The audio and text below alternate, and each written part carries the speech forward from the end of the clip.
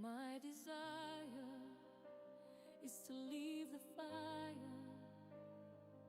I give thanks for its grace, but I'm done with that place.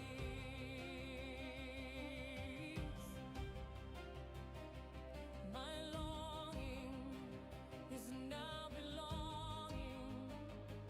I take joy in this time, for I know it's my pride. From slavery I departed, and before I started my own cleansing reign, I knew there'd be pain, mind and body impure, but my heart was so sure to leave all behind would lead me to find not better the best, and in that I rest. Now I emerge from the flame, and I hold my new name.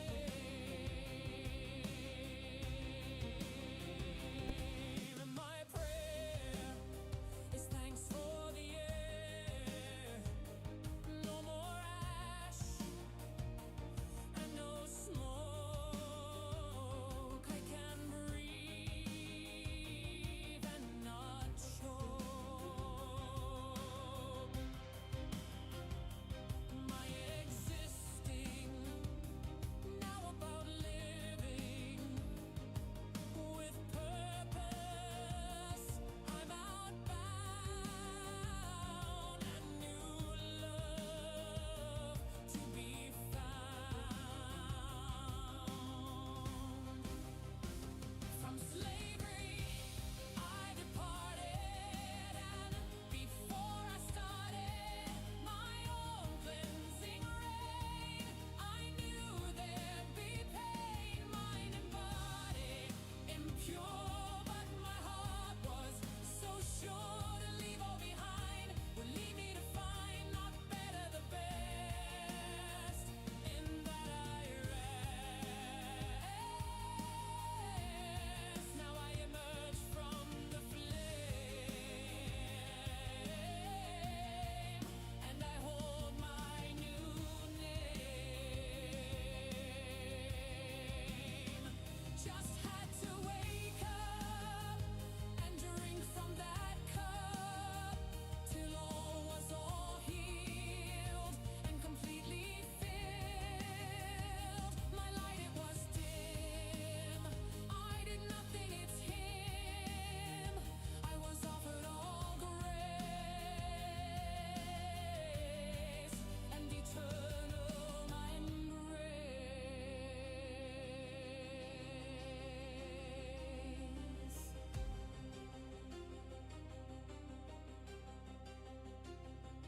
Now my fate is take down the gate in my life. No more wall, heart and soul is for all. My reworking is about serving. Give my best, yes, for you, for myself and God too.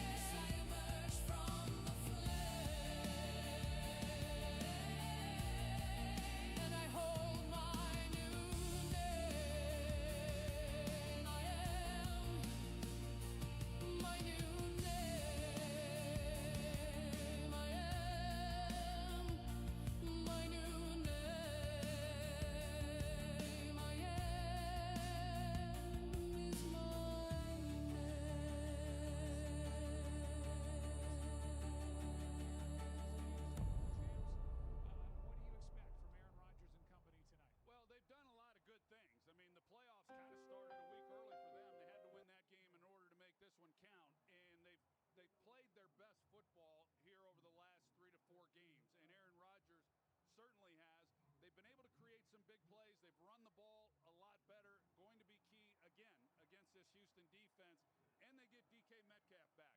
And that's a big deal because he's been their best Hello, receiver. everyone. And this game could very well come down to who is One able second. to make the one or two big plays that kind of open this game up. Let's talk more about DK Metcalf and send it As down. soon as I get ready to start talking, I have to mute the microphone again and clear my throat. And that's the way it's been for me for quite a while now. I appreciate anybody who joins today. It's going to be slightly different simply because of one main thing. I mean, yes, I am not doing very well as far as health is concerned, but I've had to alter the way I'm doing things for this game because, first of all, I didn't even know if I was going to be able to do this game. The second thing is that I had to alter the way that I did the game once I realized I would be able to do it. I was not able to set it up and do it the way that I usually do it, which is at the desk with multiple screens and video highlights. If there is some way I can figure out to do some video highlights, then I will do it.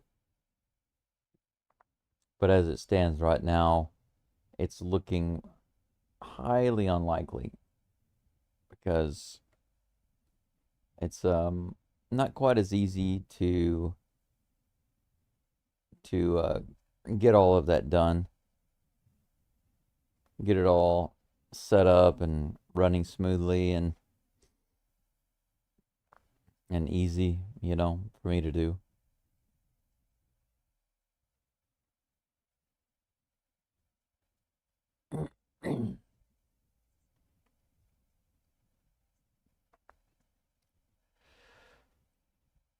So in order to make things just doable, I've decided to pick it up this way.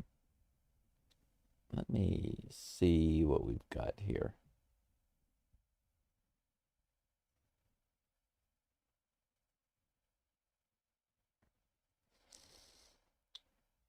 Okay, I do see some comments on here, some comments in the live chat, so I will get to those. I'm actually gonna have to look at the live chat messages on my phone. The reason for that is pretty simple. It's not quite as easy to shift over from the game to the live chat software or from the game to the YouTube stream to see who's saying what. I've actually got my game projecting on the wall. Sounds wonderful, right? But it's a small, cheap projector. Lying here in the bed, I just don't have a good spot to put a monitor or anything like that. So I'm projecting it onto these white doors here in my apartment. And it's a bright day outside right now, so it's not as easy. I can't actually read the comments on the screen. I have to look at my phone. Let's see here. But if I use my phone and my glasses, I can see it. You know what I'm saying? I apologize for not sounding so great, and if I accidentally let out the occasional cough before I can mute the mic, I apologize for that too. But I'll do my best to cut those off. You know what I'm saying?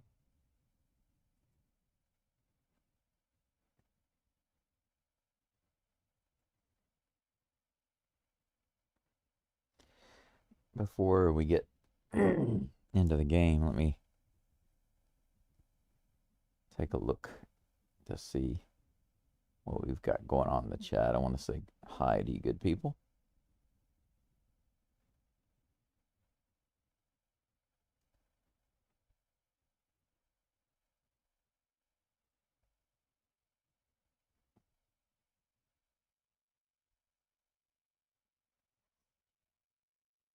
Good people.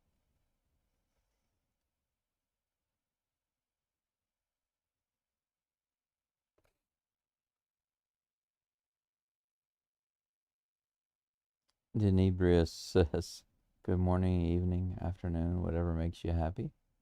Anything is fine. I'm aware that being in Hiroshima makes my time zone very different from everyone else, but right now it is 10:11 in the morning for me. Brendan, good to see you. I don't feel better yet, but I'm hoping I can get there. Thank you so much.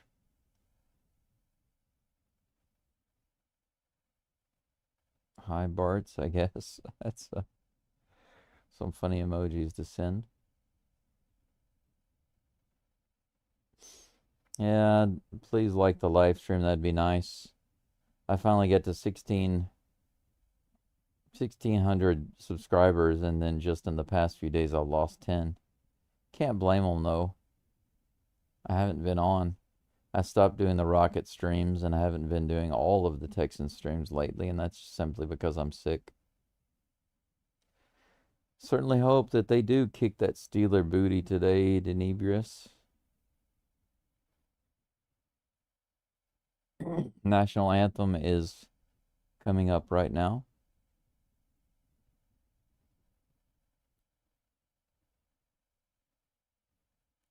Let's see if she actually remembers the lyrics.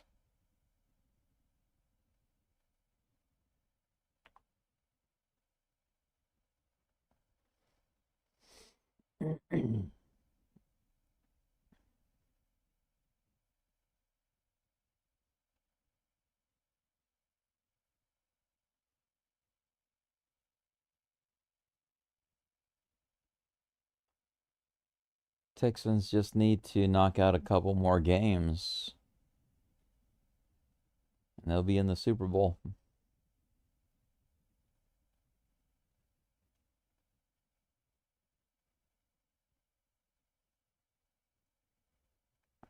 How do you even say the name of this stadium?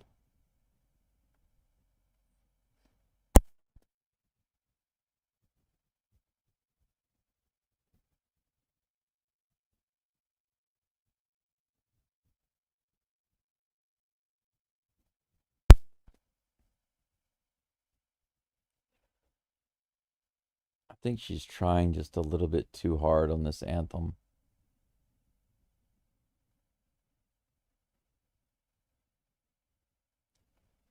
I can't tell if it's the cameraman shaking or my coughing that's making me dizzy.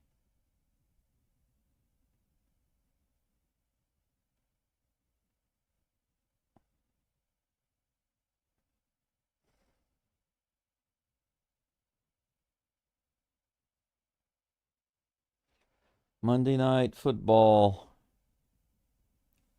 playoff game kickoff coming up in just a few moments.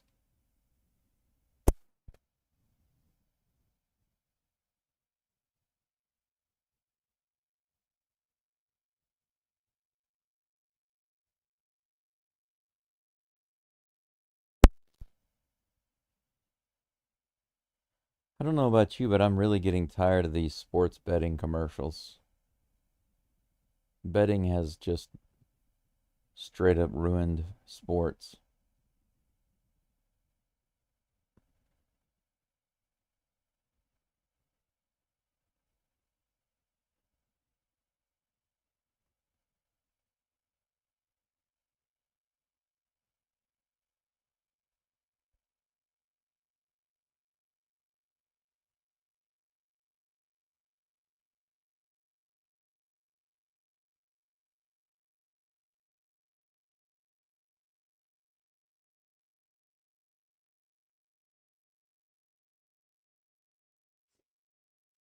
You know, I haven't watched many American commercials in a while.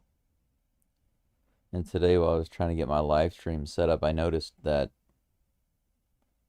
commercials have gotten more and more dumbed down. Have you noticed that? Has anybody else noticed that?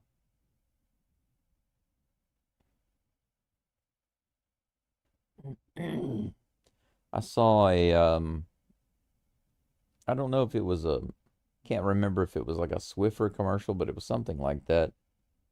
where this guy was trying to get up on top of his ceiling fan, trying to find a way to like climb on the couch or something to get on top of a ceiling fan, and he couldn't quite reach it.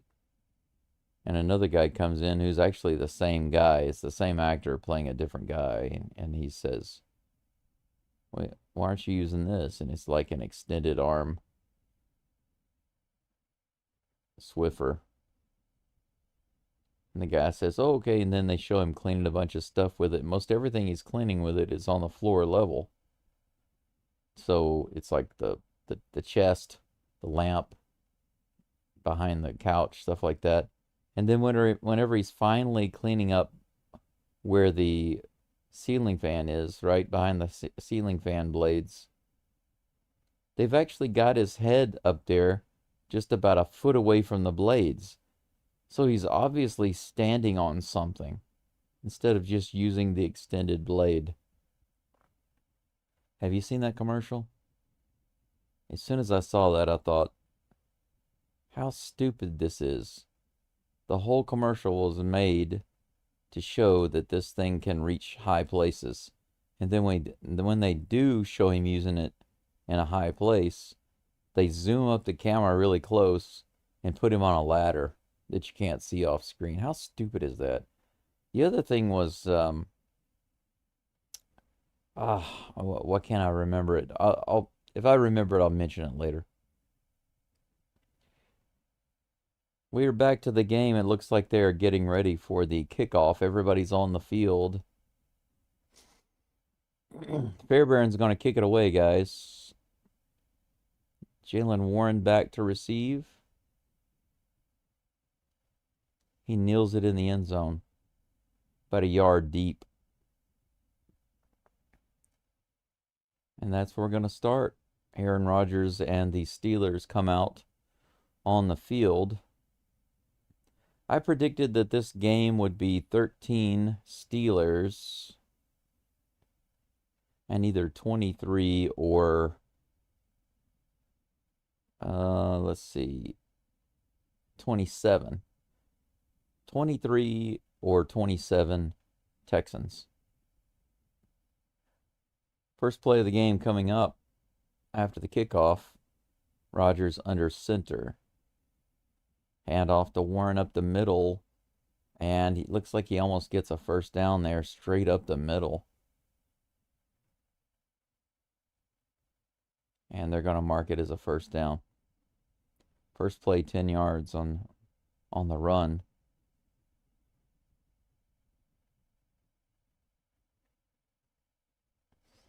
Steelers in the huddle.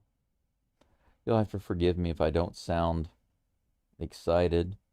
I've never been a yeller, but feeling the way I'm now, I just don't have a lot of energy. I apologize for that, but I really wanted to do this game.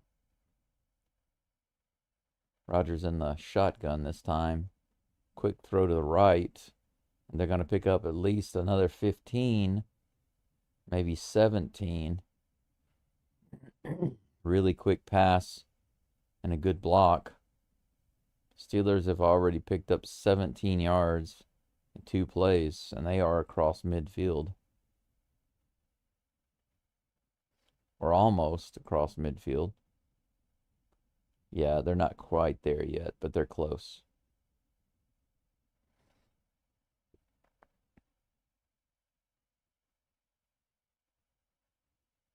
Back under center. Here's a snap. Straight up the middle. They take him down this time after a yard and a half. Stingley was in on that tackle.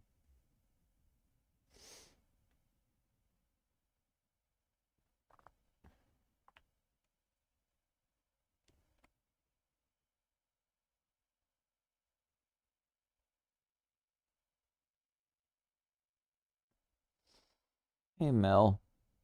Good to see you here. You're in the Philippines now. Welcome in. Always good to have you. Thank you, Genius. I can use all of the well wishes and I can get.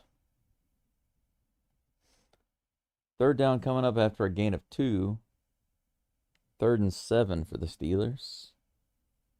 So after 2 big plays given up, the Texans shut them down 2 in a row. Houston now has a player down, so they'll stop the clock.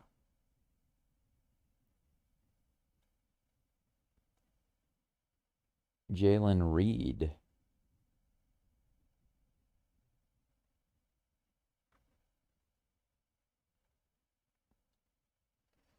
That's crazy. Jalen Reed had injured his arm and was on injured reserve for a while. This time he's moving his leg around and stretching his leg. Something wrong with his leg. As soon as they put him back in, just a few plays later, he's out again, but he's walking, so it doesn't look too bad. 12:38 in the first quarter. 20 seconds on the play clock. Rodgers in the shotgun. Treat him like the old man he is. Treat him like the old man he is.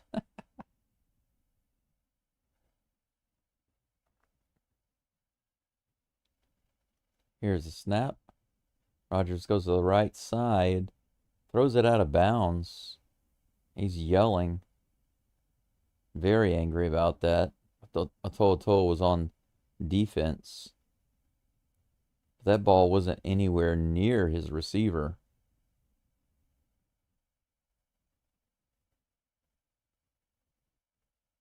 I'm not sure exactly what he was trying to do. He had 2 men, one going downfield, another one going to the right. So somebody was supposed to cut somewhere. Rodgers was ticked off. Jalen Knowles back and takes the fair catch at the 10-yard line, and that is where the Texans will start on their first drive of the game. 11:50 left.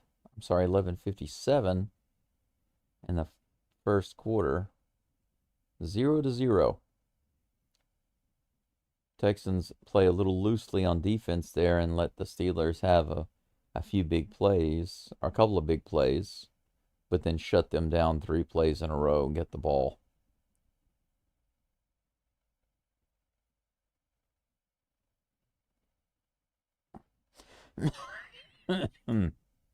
Sorry about that. 1 second, guys and gals.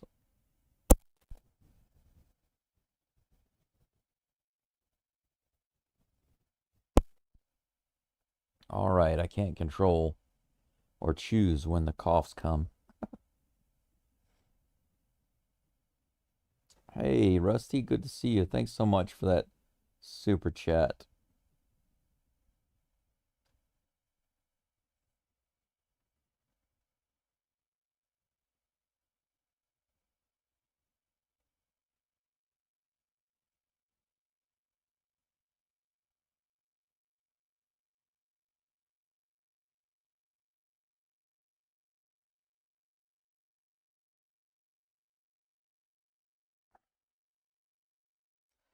Rusty, I will say that this first drive call of the game for the Texans is for you. I'll dedicate it to you. Thanks for that super chat.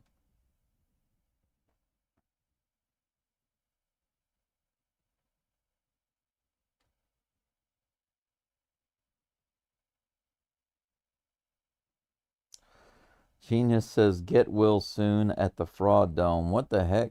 Was that a was that a was that a spell check? I hope so, because okay, there it is. I see it now. Go Dome, the Fraud Dome. Well, you could say it is the Fraud Dome because I'm not a dome. So, and I don't live in a dome, so in that regards, it is a fraud. I thought that was probably a typo.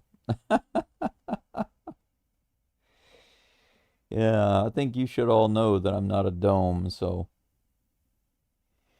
All right, here we go.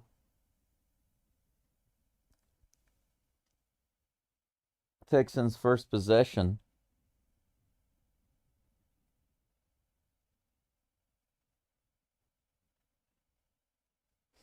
I got a bunch of strange looking people dressed up like black and yellow chickens.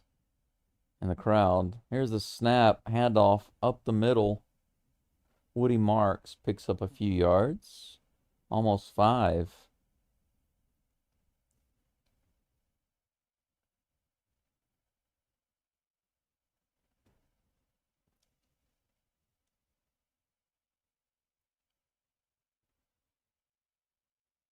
$11:30 left in the first quarter. Stroud in the shotgun. He's got one man to the right. Looks like Marks. He backs up. He's going to throw. He tries to needle it in there, and it goes into the grass. That was a tough pass. 3 Steelers were on defense there. Collins was the target, and he was not able to get his hands firmly on it, looks like. Wow, that was dangerous. Oh, it almost got caught by Schultz.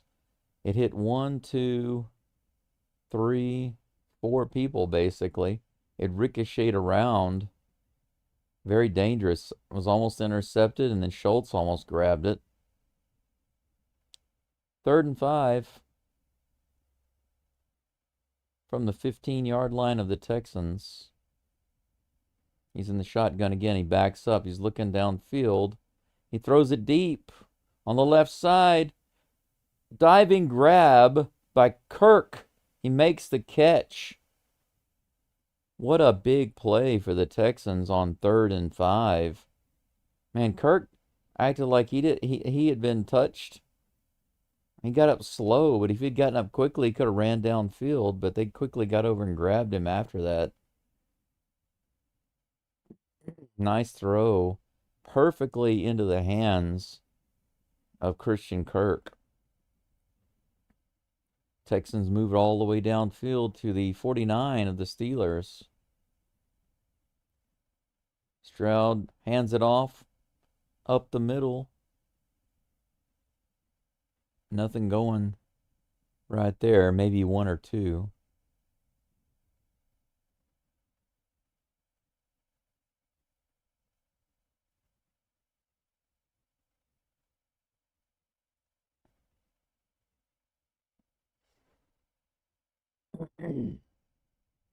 Small huddle. Texans take the line. Just under 10 minutes left now in the first quarter. Marks in the backfield. Stroud in the shotgun.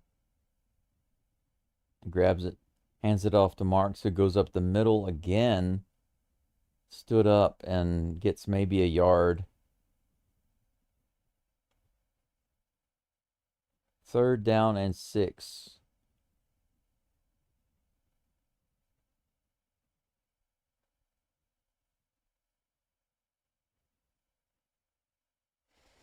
Yeah, that left side of the field wide open.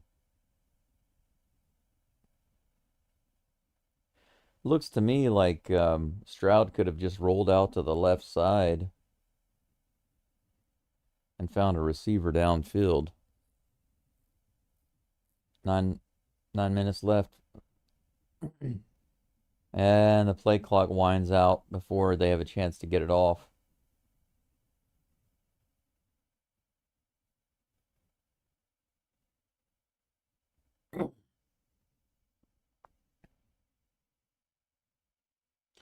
Okay, so Houston wastes one of their timeouts to save this, or try to save this drive. It's 3rd and 6.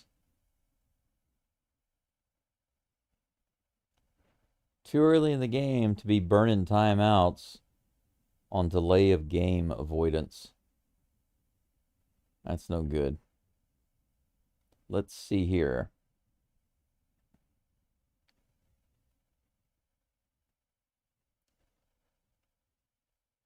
The Texans just barely crossed the 50-yard line, and now it's 3rd and 6. They had a great big pass play down the field and came right back with 2 runs up the middle. I don't quite understand that. Here comes the snap. Stroud in the shotgun. Backs up, and there's a flag. Might be false start. Probably.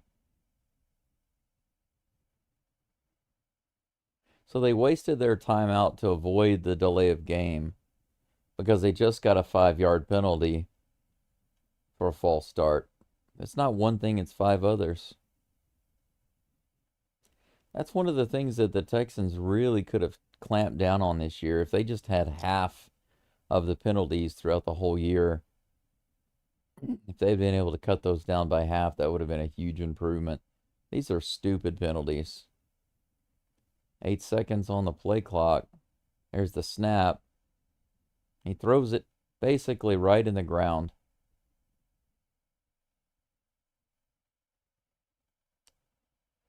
Little bit of pressure from the Steelers. Pocket started to collapse and Stroud moved forward. CJ he doesn't even get a full throw out, so it gets buried in the grass.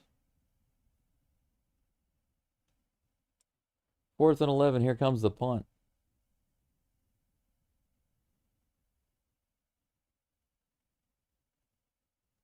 And punter gets bumped.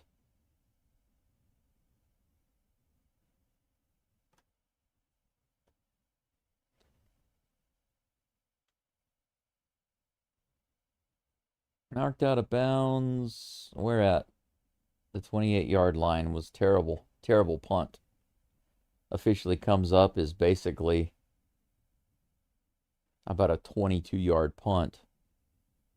How terrible is that? He kicked it, instead of kicking it straight, he kicked it out of bounds to the left.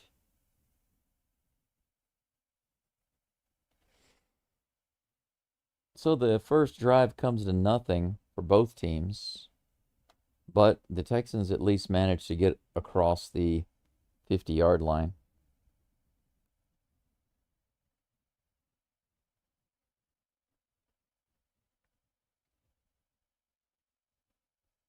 Yeah, that punt was terrible. All he had to do was kick it straight down the field. I mean, it would have been better if he just tried to kick it straight up, straight down the field, just straight up. Give his teammates an opportunity to actually catch it inside the 10-yard line, you know?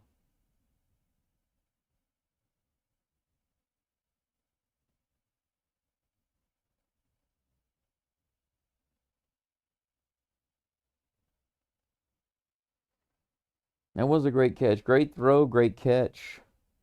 Don't know why they didn't try any more of those instead of just handing it off right up the middle 2 times in a row. Do you guys remember way back at the beginning of the season when they first started using marks? And it was said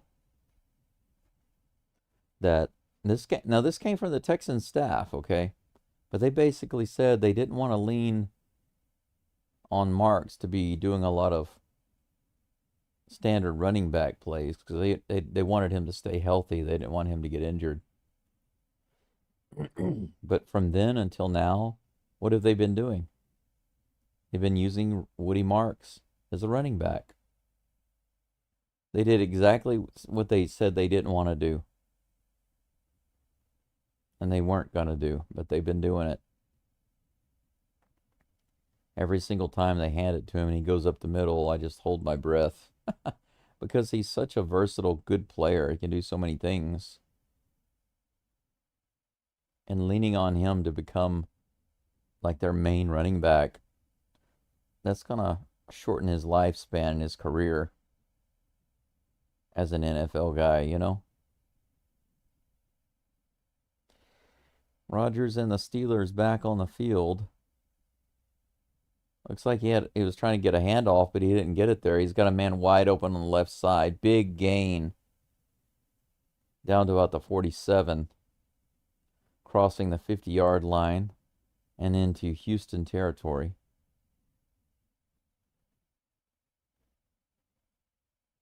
Huge gap in the defense there.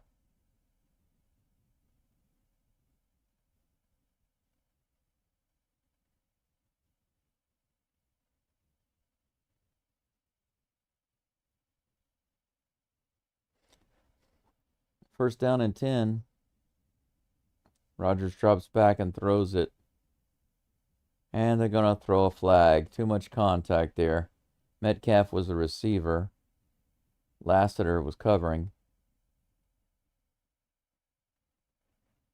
Beyond 5 yards, Lassiter just started pushing him. Terrible defense there by Lassiter. He just immediately resorted to pushing Metcalf as soon as he got about 7 yards out. They're going to place the ball at the spot of the foul. It's another 1st and 10.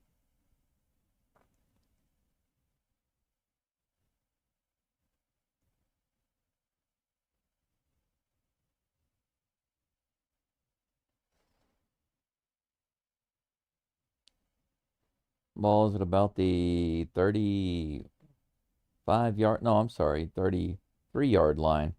Handoff up the middle, and they pick up a few yards. 5 or 6 yard gain. 2nd and 4. So Jalen Reed had a knee-on-knee injury, and he is questionable for returning to the game. So that's ridiculous. As soon as he gets back into the game, he's taken right back out for another injury. That's ridiculous. Wow. Handoff right down the middle. They get it almost all the way to the 20-yard line. Picks up the 1st down. Steelers don't really need to convert any 3rd downs if they're just going to keep getting 1st downs. Handoff on the right side. He cut back to the left side. It was wide open. Easy 1st down pickup.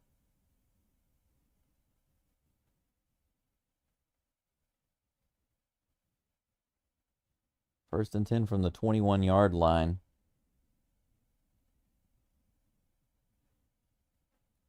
Rogers down the field. Bryant on D there. I don't think that Smith knew that the ball was coming to him. It sailed over his head. 2nd down and 10.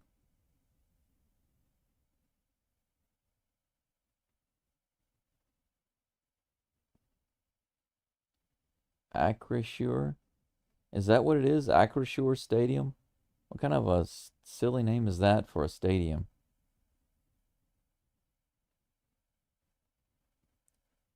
Rogers drops back, throws it over on the right side, way out of bounds. Pocket was starting to collapse. He had to get rid of it. It looked like he was throwing for a receiver, but he sailed it way out of bounds. 3rd and 10.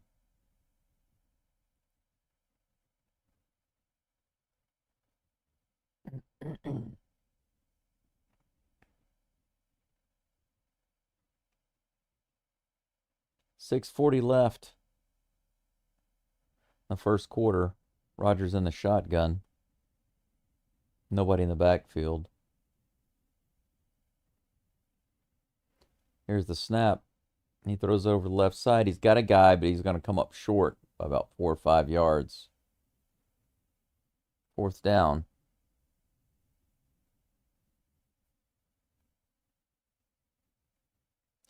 Looks like Tomlin is going to go with a field goal to try to collect the easy points, or the easiest points.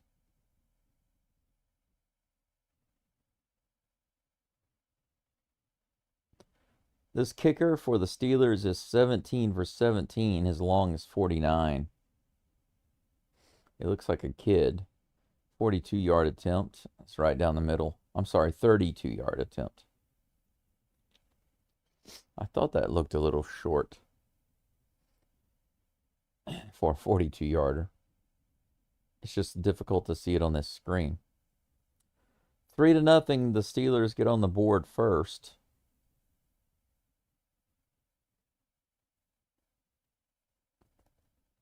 Still in the 1st quarter. Texans have a few minutes to work with here.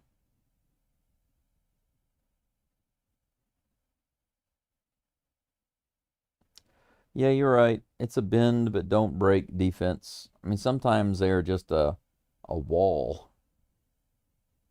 They don't let anything through.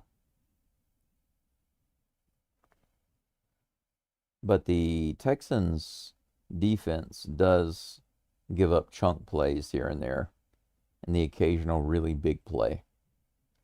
This has been a problem all season, despite being such a great defense. They have regularly made huge mistakes.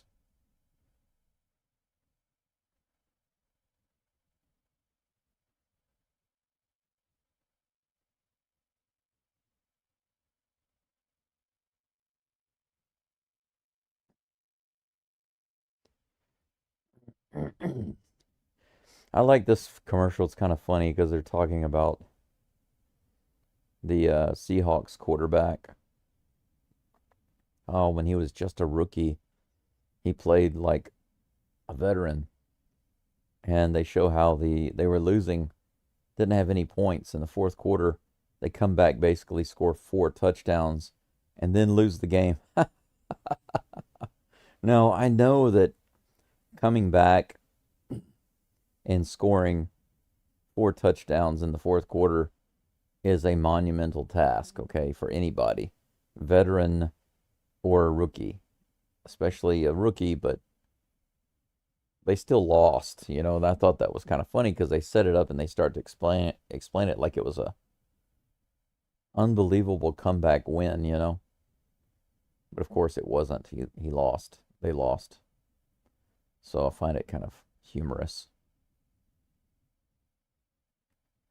Texans 0, Steelers 3, 6:02 left in the first quarter. What I'd like to see here is Houston burn the clock all the way down to 0 and come up with a touchdown at the end of the first quarter. 7-3 at the end of the first is what I would like to see. Here's the kickoff. Noel takes it about the 2-yard line. Now he's down past the 20, the 25, and he'll be taken down at the 26.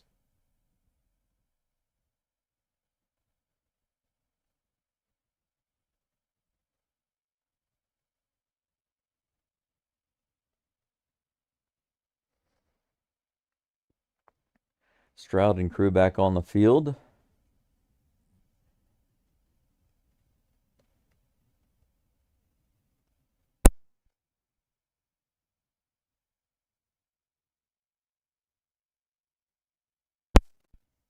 All right, Texans, let's see what we can do here.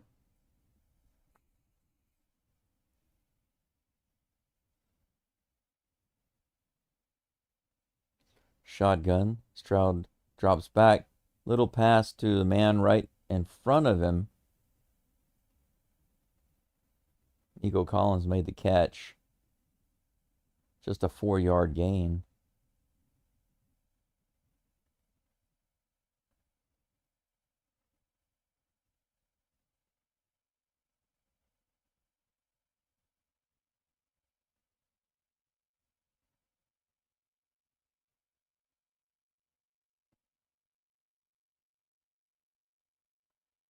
All right, Stroud hands it off to Marks.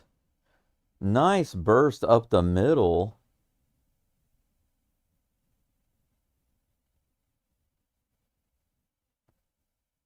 I don't think that was Marks. A burst right up the middle.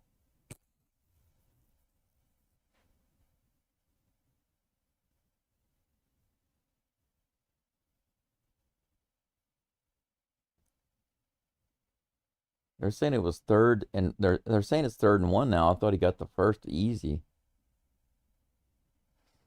They're going to hand it off in the backfield, and he's able to make it over a couple of yards. Marks with the carry there. Got just enough for the first down.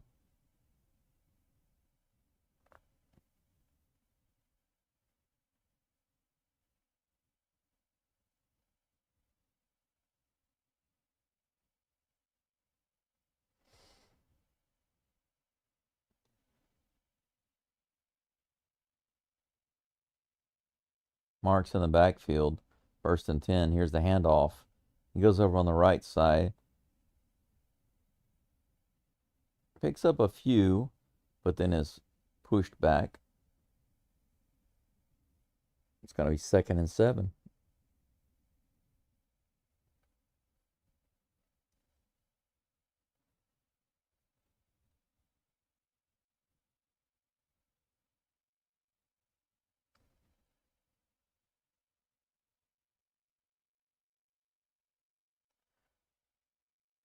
Ten seconds on the play clock. 3:30 in the first quarter in the game.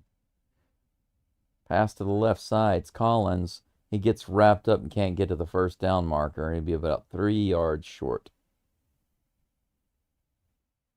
3rd and 3. This is where we really need to get that first down. No penalties. Positive yards only.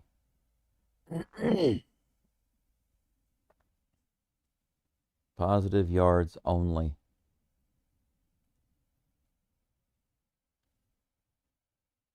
Stroud in the shotgun with one man to the left. He fires it down the middle. He's got a man. Hutchinson, he has it. He pulls it in.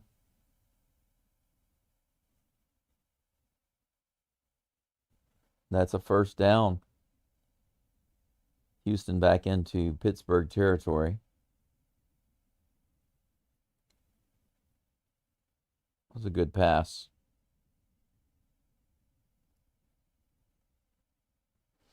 That pass was right in his face mask. He was able to grab it and come down with it. 2 minutes and 15 seconds left. 1st and 10 from the 21-yard line of the Steelers.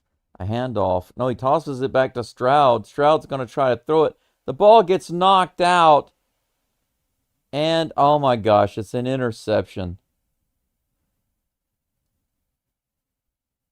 What a terrible, terrible sequence of events there. They hand the ball off up the middle. He tosses it back to Stroud. Stroud has a collapsed pocket. He comes forward and tries to throw it and gets the ball knocked out of his hands. And it comes down right in the hands of one of the linemen.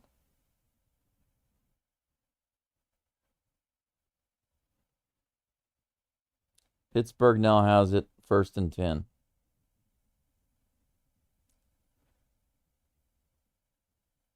You know, right now it's looking like the Steelers have the better defense, not the Texans. 2:02 left in the first quarter. The Steelers have it around their own 45 or 40-yard line.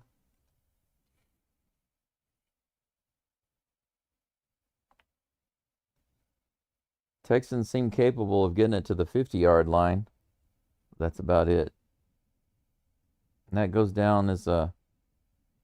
I think they might have ruled that a fumble, because I think it got kind of knocked out before he started his forward motion.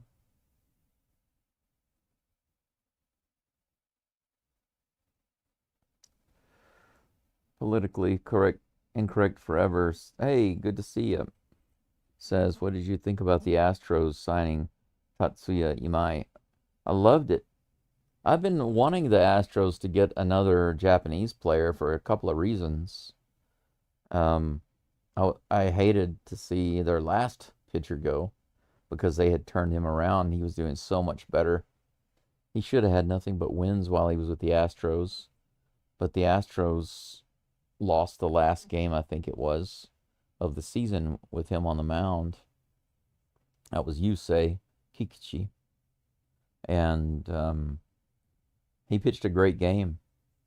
But whenever other pitchers came into the game for the Astros, they just blew it up. They lost the game. But one is, Japan's got some really good pitchers. And, when I see a baseball team, I like to see a mix of players. It's not for diversity's sake, but I like to see a nice, good Japanese player, or some South American players, and some great North American players. I want to see some strong American players, on the team, always, of course, because That's where baseball started. I want to see a mixture of nationalities with an American core if possible. I don't like seeing a team that's only a bunch of foreigners. I don't like that at all. But I also don't like a team that has no diversity. And Japan has a lot of great players here. And I feel like we can get a lot more mileage out of the Japanese players. And yet the Astros haven't even been pursuing them here. You know? They have so many players available here that could play, and yet the Astros haven't even been looking in Japan. They're getting kind of into the game a little late.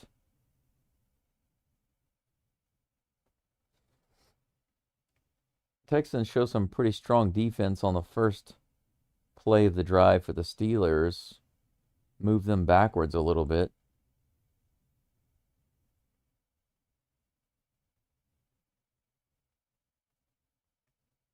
Second and 10. They say that there was no yardage lost. They just stood him up at the line of scrimmage. Aaron Rodgers takes the ball in the shotgun.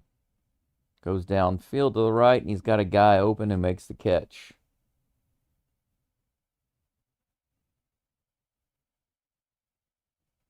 Oh, he dropped it. It looked like he caught that. I guess he dropped it when he hit the ground. It'd be 3rd and 10. Stingley got beat. Metcalf had the ball in his hands, and when he started to go down to the ground, man, you should see how ticked off Rodgers looks.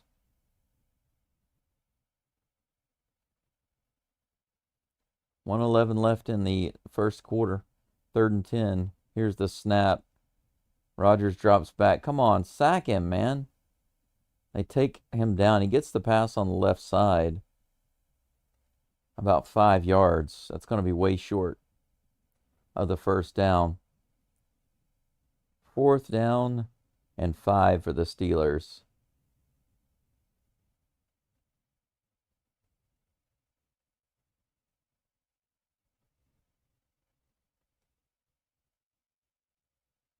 .40 seconds left in the first quarter. Here comes the punt.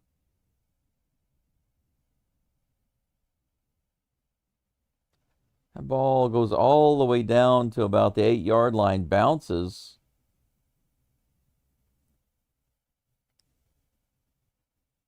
Looks like Schultz picked it up there.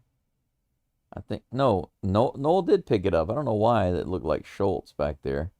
But Noel wasn't gonna field it, but it took a good bounce, and he grabbed it, and he was able to return it to almost the 10-yard line. So they're not backed up against the end zone, but that's a long ways to go in just 30 seconds. And that's what's left here in the first quarter.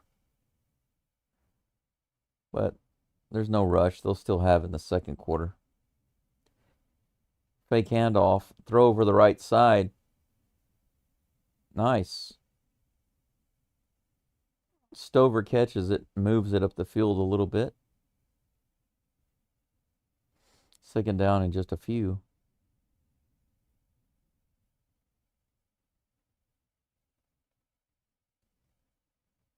Second and 2 officially.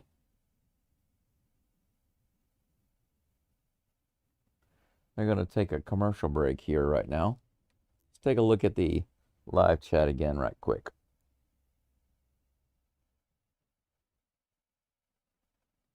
But yeah, politically, I really liked that they got Imai. If you look at his stats and how much he's improved, and, the Astros have a pretty good track record working with pitchers. So I think he's going to fit in just nicely. And we've got him for more than just, a season rental. We've got him for a few years, so that's good.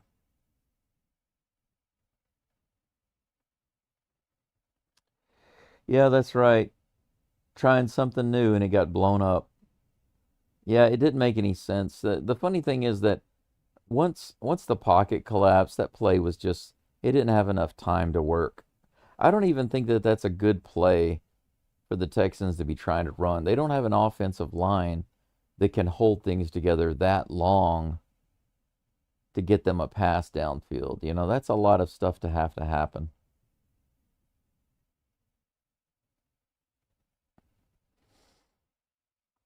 Yeah, we were waiting on that big trade. A lot of people were waiting on that big trade, you know, because we had a few small trades. We had a couple of guys come in that were kind of like, meh. I still wish we could have gotten rid of Walker. I mean, it still could happen. But what bothers me is I understand why they're talking about it's more likely that Paredes is traded off instead of Walker. I understand why they're saying that. All of these podcasts and stuff.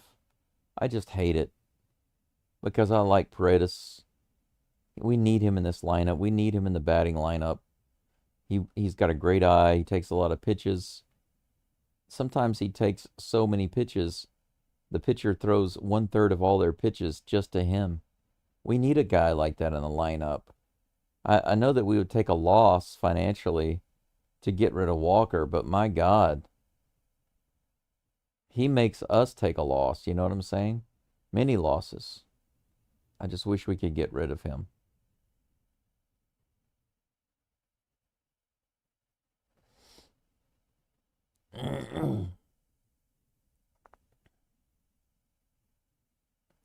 Yeah, I do too. I like I just said, I agree with you. I like seeing many different players out there on the field. I don't want to see a team full of Dominicans, and I don't want to see a team full of, you know, just Americans even. I don't want to see a team full of Japanese players.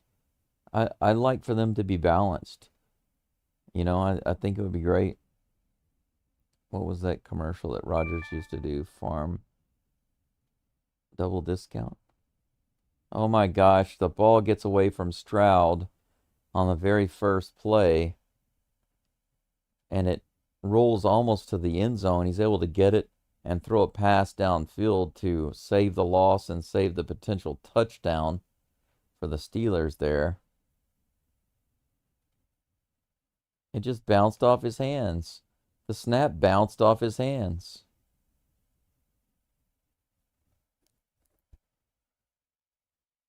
Third and 2.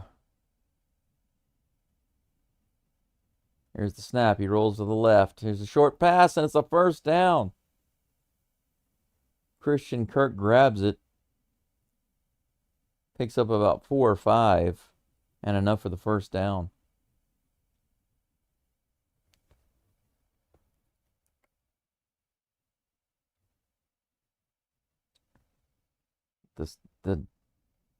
The Aaron Rodgers State Farm commercial. Man, I wish I could remember that. But I haven't lived in the U.S. in 13 years, so the only time I would see a commercial like that is while watching one of these games, you know. Play action. Stroud over to the right side. Out of bounds. No good. Schultz was looking for a pass interference but didn't get the call.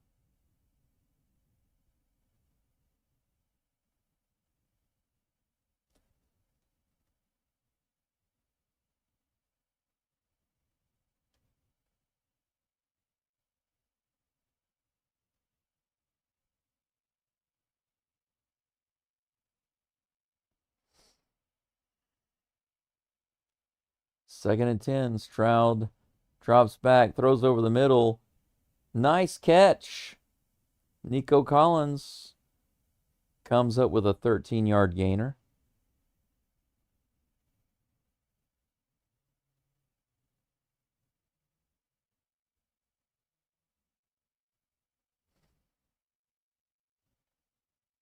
There was a defender on him, but that throw was just up and out enough for Collins to get his grubby paws on it without the Steelers getting it. First and 10. Hand off. Marks goes up the middle, slightly to the left side. Picks up about 6.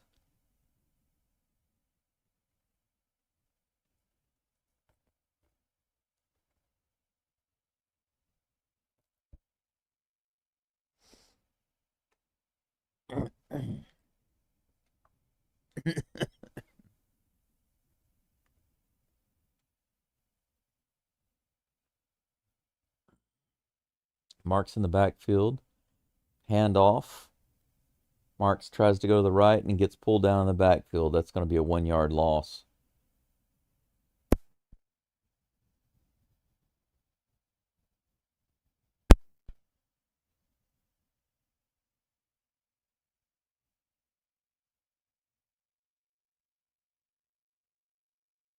It's an opportunity right now for the Texans to pick this up. This 3rd down and 3. TJ Watt pulled out of the game to get a rest.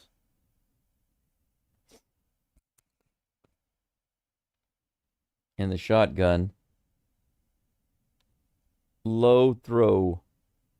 Is it caught? Schultz catches it somehow.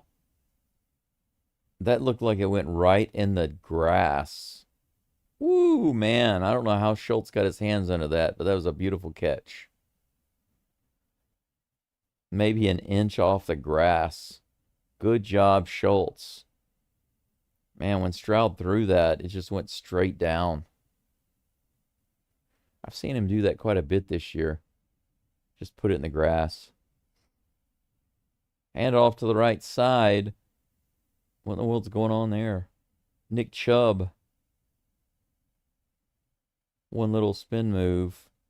And Chubb chugs to pick up a few. Picked up about 9. 2nd and 1. Nice run, Chubb.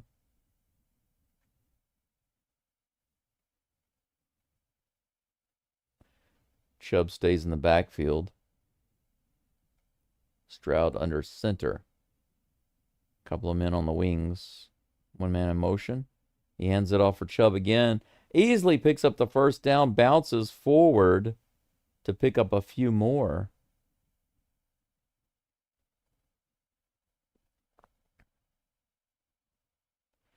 Easy 6 yards there. I say easy. He made it look kind of easy. Chubb looks like he's got a little bit of spring in his step today.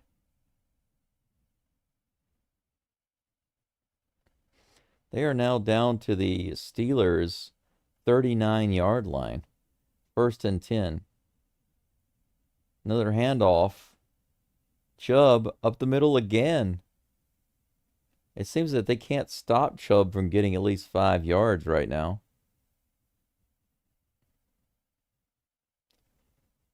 Second and a short 6.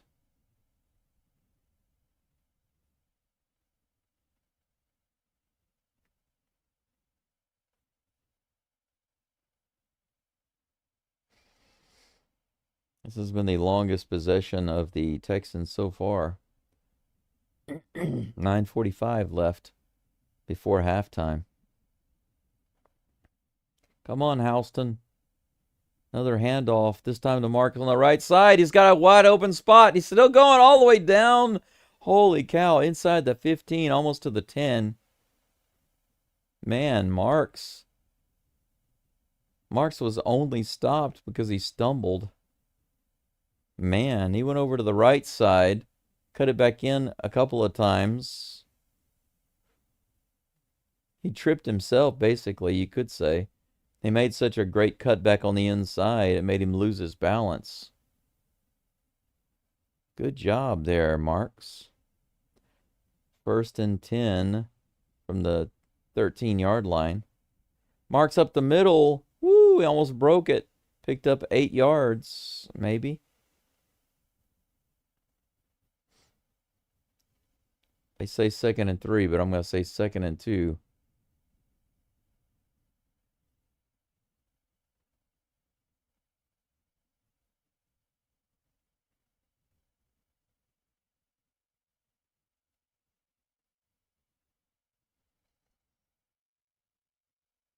Take another look at this run.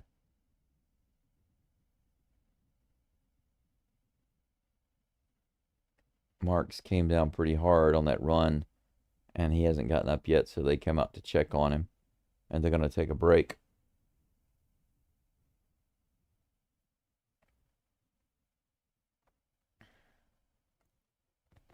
A Officially, it's going to be 2nd and 3.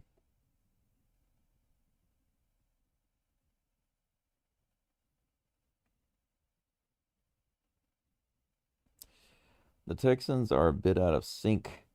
A little bit out of sync. They will get it together here. Well, it's better to be a little out of sync right when the game starts than to be out of sync when it's getting into the final quarters, you know? They're looking a lot better right now, that's for sure.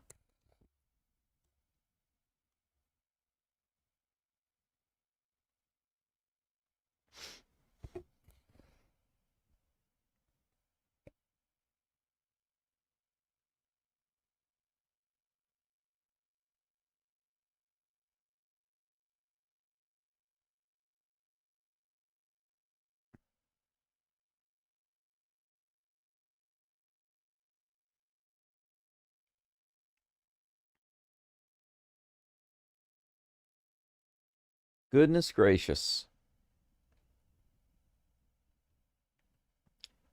What a game. What a day. I wonder what the weather's like outside. What's the weather like where you are, guys and gals? Right now in Hiroshima City,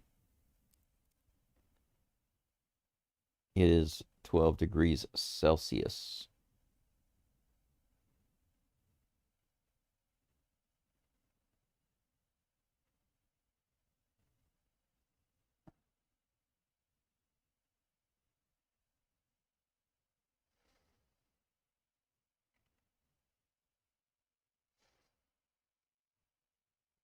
Marks did go to the medical tent to get checked out. I'll keep you updated on that as word comes to me. 2nd and 3. Fake toss to the left side. Nice touchdown. Kirk with the catch. And he spins, gets into the end zone. So Stroud to Kirk. They faked it on the left side. Stroud rolled out to the right side.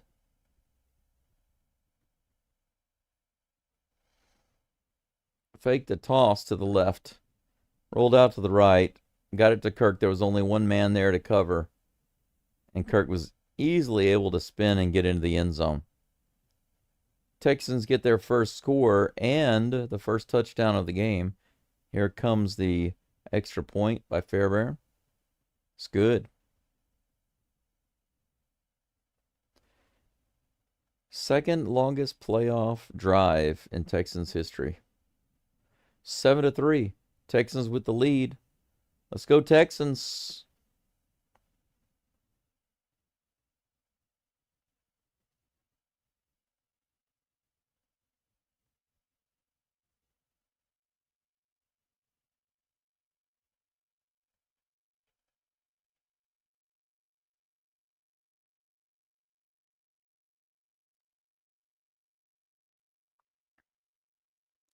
After the commercial break, we'll be right back with the kickoff. Texans will give it back to the Steelers. That's right, Rusty. Yeah, baby, indeed. After the commercial break, we'll be right back with the kickoff. Texans will give it back to the Steelers. That's right, Rusty. Then a lineup. I know that we.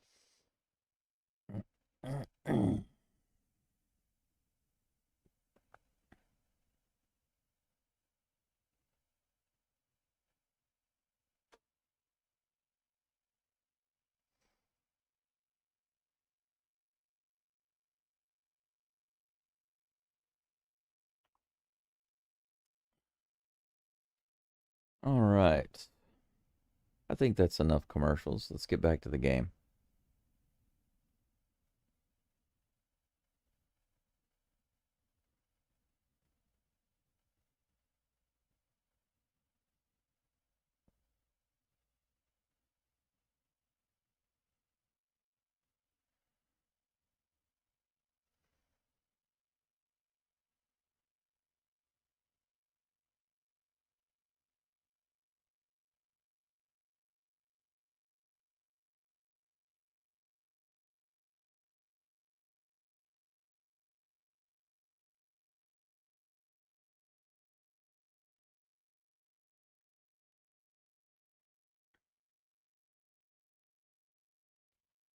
Fairbairn sets the ball up. Ready for the kickoff. 8.5 minutes to go in the second quarter.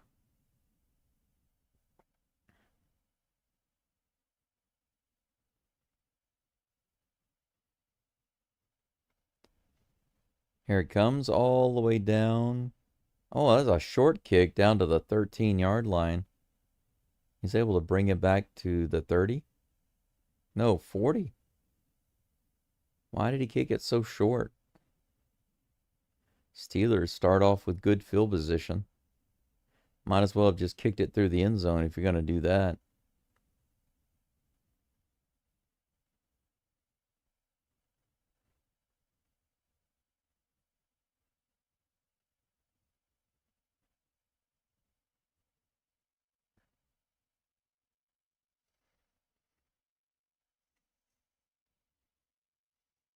Rodgers hands. Oh, he fakes the handoff, throws it to the left side. Immediately gets taken down for a 1-yard loss. Now that's the kind of defense I'm talking about right there. Naquan Jones with the tackle.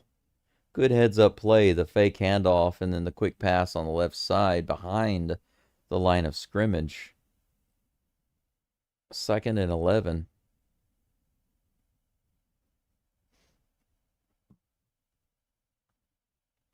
"15 seconds on the play clock." Rodgers fakes another handoff. Gets rushed. He has to throw it in the dirt. And a flag is thrown. That should be intentional grounding. The crowd thought it was going to be roughing the passer. It is. It's intentional grounding. Daniel Hunter got back there so freaking fast. Rodgers didn't have anything else to do with it but throw it away. But, man, he was scared. As soon as he turned out, he's like, oh, crap. There's a guy in my face. And he just threw it down into the grass. And they called the intentional grounding. They lose the down and some yardage. It's 3rd and 21. This is the kind of 3 and out I like to see.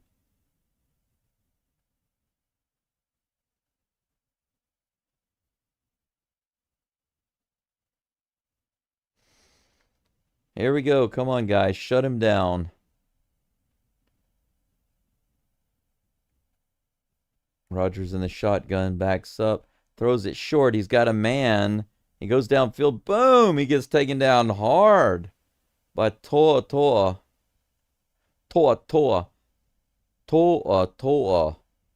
He hit him right on the hip, man. Sent him backwards. They picked up some yardage, but it wasn't nearly enough.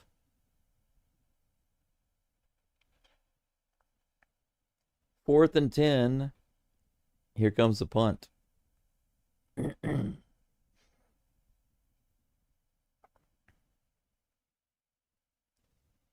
This one's not very far. Down to the 20, rolls down to the 18 of the Texans, and that's where they'll start. About a 40-yard punt. Man, Rodgers is still angry and yelling on the sidelines. I think he's been yelling and angry this whole game.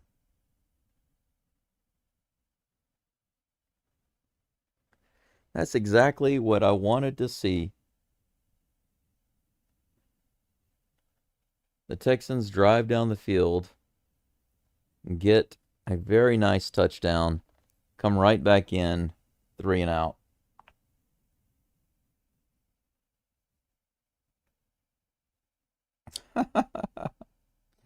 No problem there, Denebris.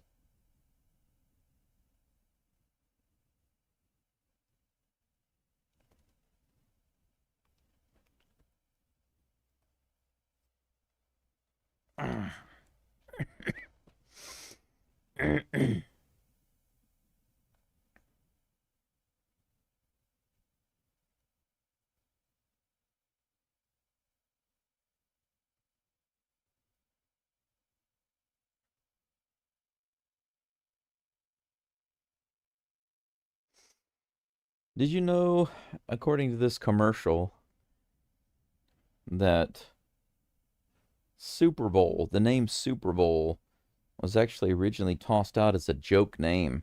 It wasn't a serious recommendation or serious suggestion. It was a joke. But it stuck. They liked it. The stupidest suggestion I heard was the World Series of baseball. I mean, the World Series of football. That would have been so stupid. I think it's already dumb enough that they call the World Series the World Series. Because the World Series is not the World Series. But at the same time, I also understand why they named it that, or how it came to be named that. They weren't naming that. Everybody thinks, especially the Brits, because they're always dishing a lot of hate on America and Americans. But they think that we're just so full of ourselves, we named it the World Series because it's like it's the best in the world. And whether a person thinks that it's the best in the world or not is irrelevant. That's not the way or the reason that it was named that. 6:57 left in the second. Stroud hands it off to Marks. It goes up the middle, picks up about 4.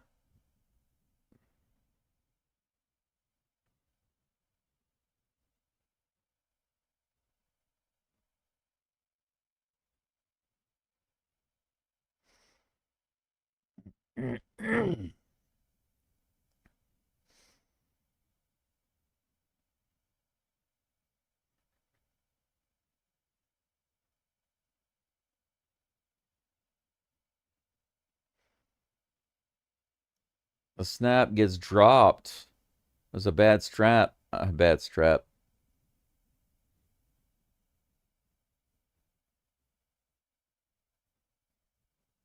Oh my gosh, guys, you're not going to believe this, or maybe you will. The ball, when it came out of the snap, it hit the ground. Stroud was able to grab it. The pocket collapsed.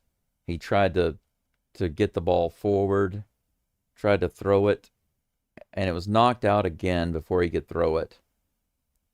It goes to the ground and goes right into the arms of the Steelers. But this time the Steelers have great field position. This is twice. 2 fumbles in a row on C.J. Stroud. Balls that were knocked out before he had a chance to throw them. Now the Steelers are going to have great field position at the 21-yard line of the Texans. I really don't know what to say about this nonsense. It's a toss out to the right side, and he gets blown up in the backfield. Thank goodness the defense looks alive right now because they caused them to lose about 3 yards on that first play. Back them up.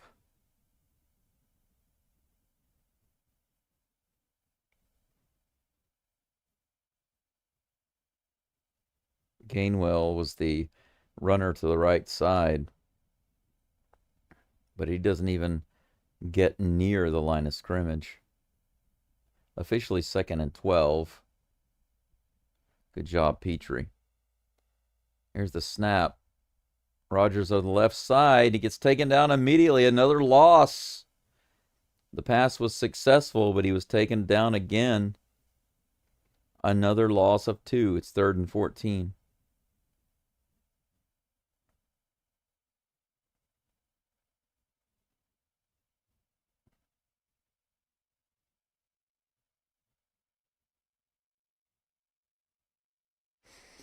Come on, defense.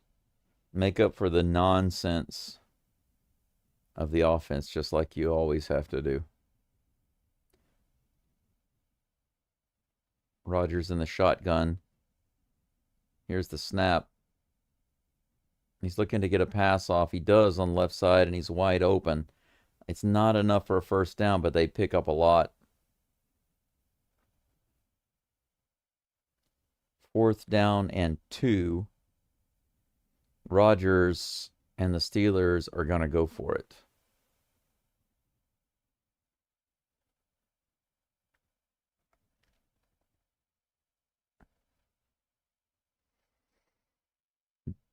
Big down right here. 4th and 2. Steelers on the Texans 12-yard line. 4 minutes to go until half. Here's the snap. Hands it off. Nope. Goes to the left side on a pass, and they get just enough. They fake the handoff, went to the left side, get the pass, pick up 2 yards, and that's, or maybe 4 yards because they needed 2. They got 2 yards beyond it, so it's 1st and 10. Steelers inside the Texans' 10-yard line. Thank you, C.J. Stroud, for your fumbles today.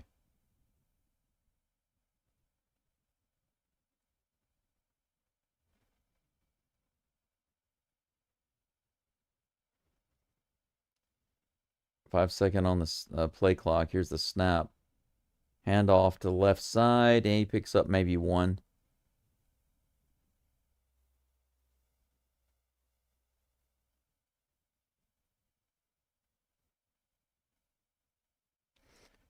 Lassiter all over the field right now, making a lot of plays.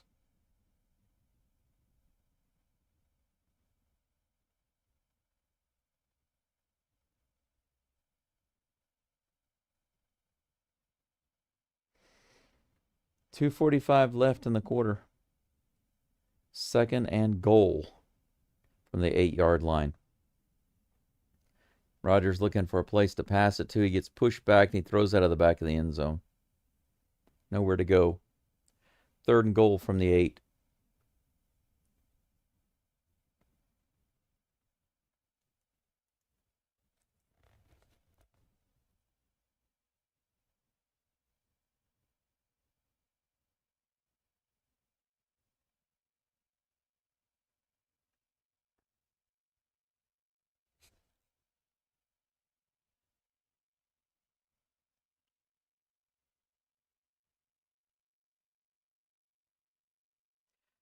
Steelers had an ineligible man downfield, but the Texans are going to decline that. Instead of taking the 5 yards and remaining on 2nd down, they're going to take the 3rd down loss. They're going to take the loss of down and the 3rd down.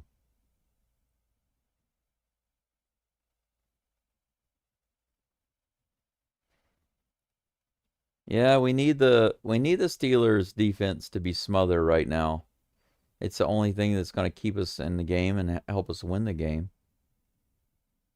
Rodgers is back. He gets bottled up. He's going to be taken down.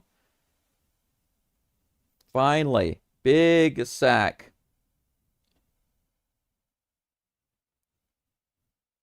A loss of 9 yards. Anderson, who was causing that play to happen, as the pocket just crumbled, and Aaron Rodgers stayed in there for some reason, and then he got trapped. He couldn't get out.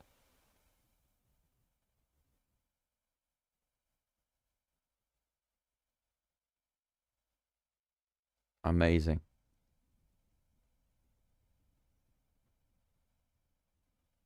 The Steelers got to run 7 plays, and they went 4 yards. What a wall of defense put up by the Texans there. It's still 4th, and it's now 4th and goal, but the Steelers are way back. They're pushed way back.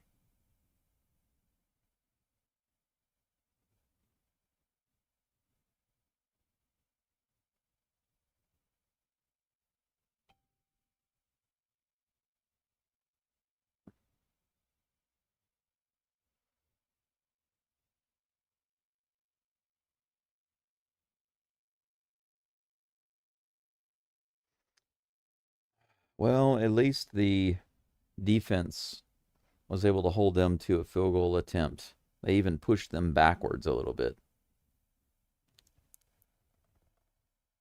They only gave up 4 yards. You're absolutely right, Rusty. As usual, defense keeping us in the game. This game could be very different without those 2 turnovers by Stroud. Just remove those, you know. No turnovers by Stroud. Just those two turnovers would make this game look so different. Because even with those, the best that the Steelers can do right now is try a field goal.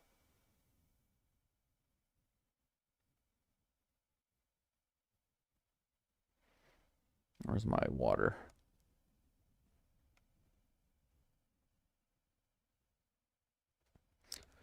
I know I've got a bottle of water around here somewhere.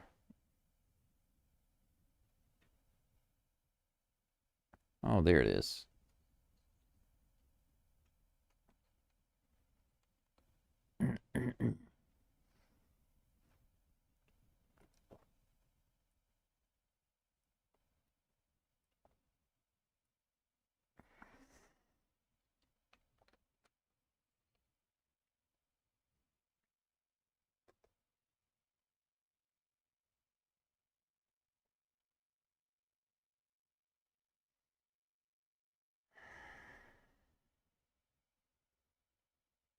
"35-yard field goal attempt. It curves and goes in."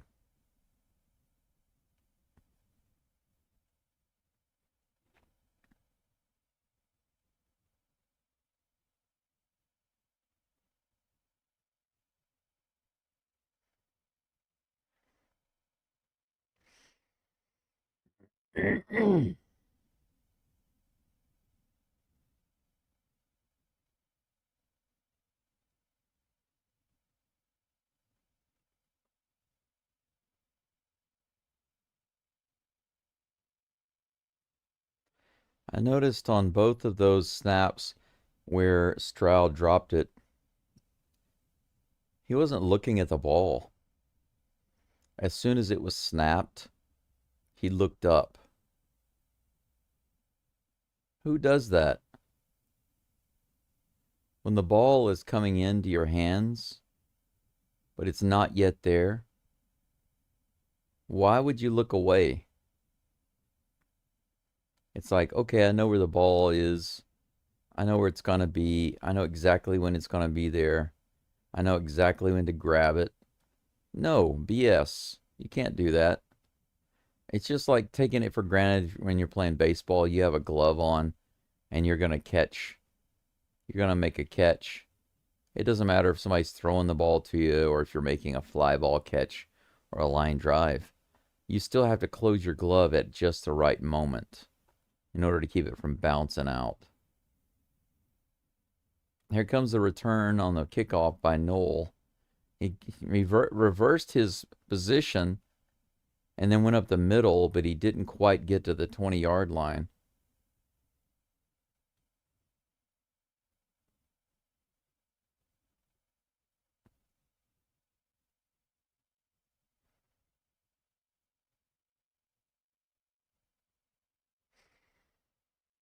Miami versus Indiana next week. What is that, like 6 days from now? I think Indiana is going to destroy Miami. Indiana has just been playing really, really well. A run right up the middle doesn't really do much. Picks up a few yards. It'll be 2nd and 6.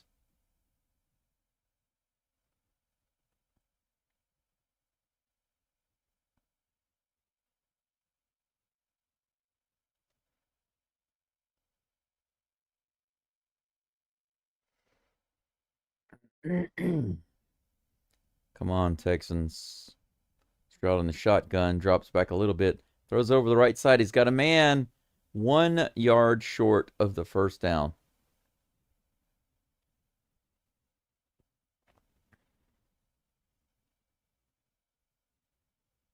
Houston takes a timeout. There's only 1:07 left before halftime. No, the Steelers took the timeout.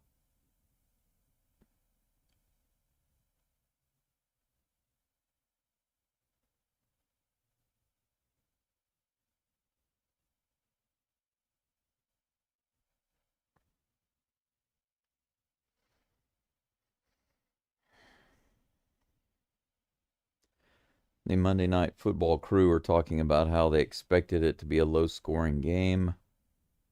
And it is a low-scoring game. I don't think this should be a low-scoring game. For the Steelers, yes, but not for the Texans. They try to push right up the middle. Second effort. Woo, nice.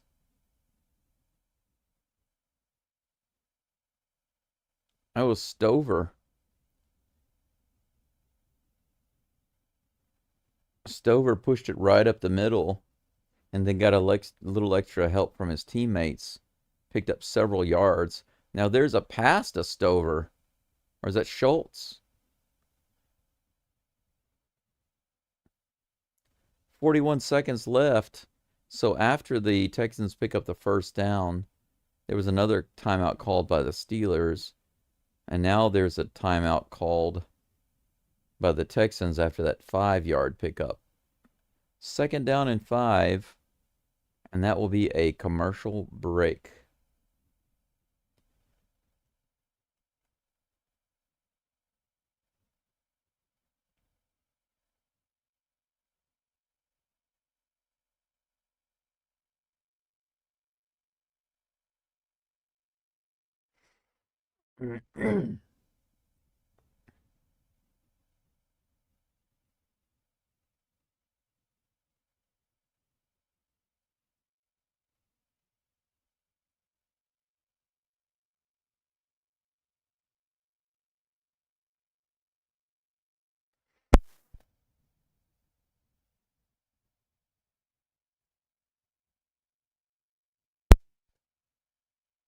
Man, I really want something good to drink, like something hot to drink. But nothing comes to mind that I want. I guess it's just because I feel so bad right now. Have you ever felt like that? You've just felt so bad for so long that you can't think of a single thing that you actually want. The things that you normally really like, you just think, nah, I don't even want that. That's my feeling right now. I've got a bottle of cold water, basically. Just cool water. I wish I could drink something hot. But I haven't been drinking or eating sugar, or I've been trying my best to limit those things. Right now, if I were to drink something, I really need to drink something hot because I've been coughing so much. The medicine that they've got me on right now is also used for TB patients. So people who have tuberculosis, they give them this medicine. They have to take like 2 to 4 times as much, though. 2 to 3 times as much as I am. Here's the snap to Stroud. Throws it downfield. He's got his man. Wow, holy cow. Noel makes the catch. He comes down with it. And it was knocked. It was knocked out. Man, that's how difficult it is to see some of these on this screen. He had it right in his hands. It was a perfect throw by Stroud. He caught it, and he got knocked out. He got hit really hard. That was a monstrous play for the Texans.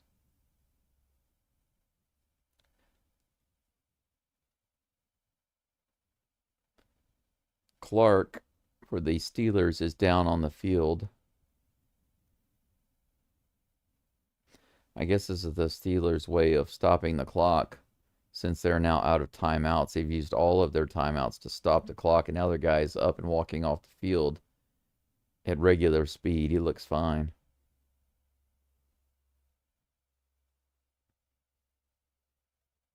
Clark did deliver that first hit on Noel, and he got hit pretty hard by his teammate. But it still looks sus to me. 3rd down and 5. Texans are actually 6 for 7 with their 3rd down conversions today. 34 seconds left in the game. Stroud finds a man in the middle. They pick up the 1st down. Christian Kirk is the recipient of that 1st down pass.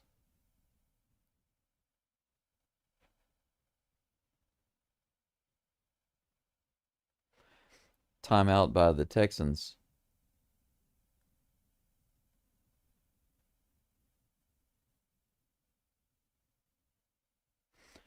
.28 seconds left in the half. 1st and 10.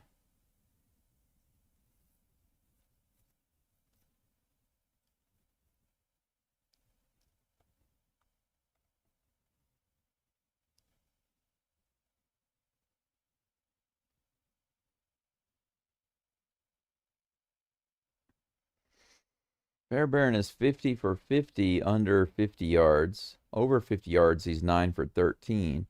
Right now, the ball is just a few yards away from the 50-yard line. Let's see if they can get it within field goal range. Stroud is going to run up the middle, but he throws it at the last moment. Oh, man, he had Collins on the right side, and he threw it at the last moment. Bad toss. That could have been what they needed. He rolled out of the pocket to the right. There was absolutely nobody there. He was wide, ASS open. And he throws it way too high, way out in front of him. He can't even get his fingers on the ball. 22 seconds left. 2nd and 10. He gets it over to Marks, and Marks gets hit immediately. And the ball gets knocked away. So that time, Stroud sacrifices Marks, who gets completely waylaid.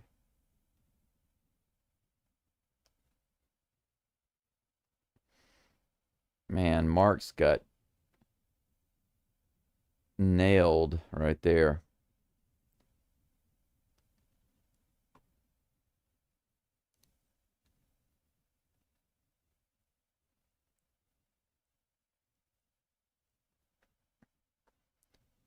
Third down and 10, 18 seconds. Stroud in the shotgun. He backs up. He's surrounded. He gets hit as he throws it. Schultz grabs it and goes out of bounds. That's a 4-yard pickup. It's 4th down.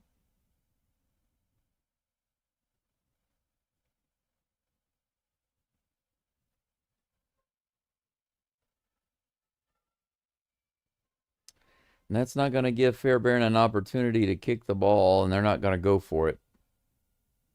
They're going to bring on the punt crew.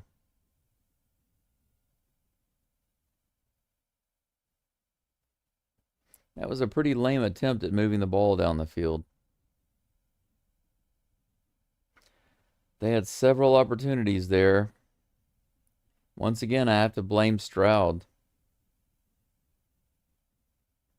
But the punt is good. It rolls down to the 7-yard line, or just inside the 8. But the clock runs out, so the Steelers don't even get an opportunity to drive down the field or take a pot shot. I don't know what to say about that, guys. 7-6.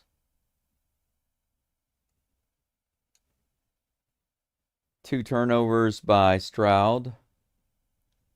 Couple of terrible throws by Stroud. Couple of great throws by Stroud that were dropped.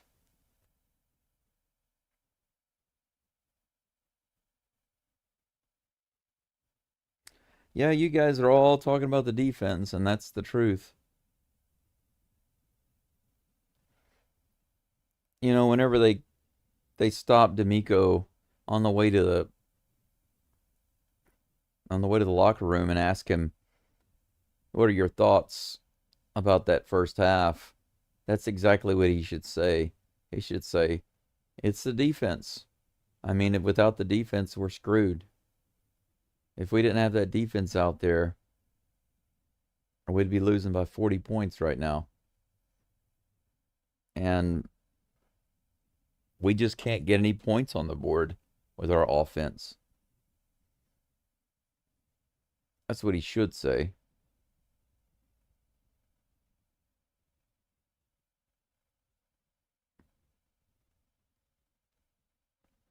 That's what he should say.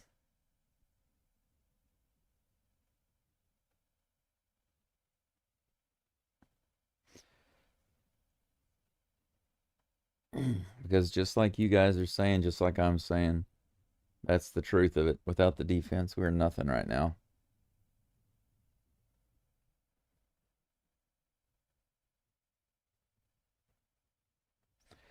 Yeah, he is. He's making basically all the mistakes you can make. I mean, look at it. Let's take a quick look at his mistakes, okay?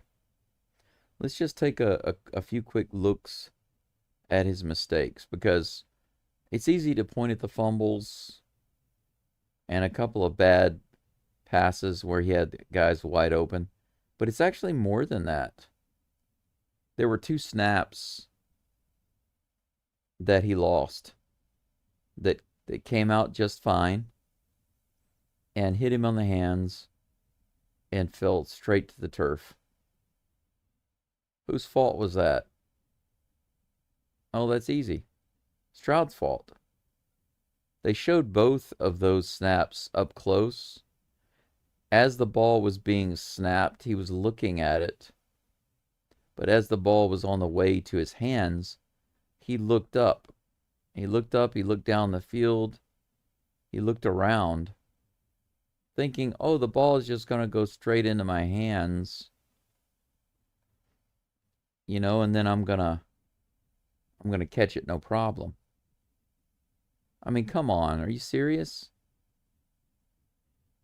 He was moving, the ball was moving, everybody on the field was moving, and he thought he could just look away from the snap and it would just go into his hands like a suction cup.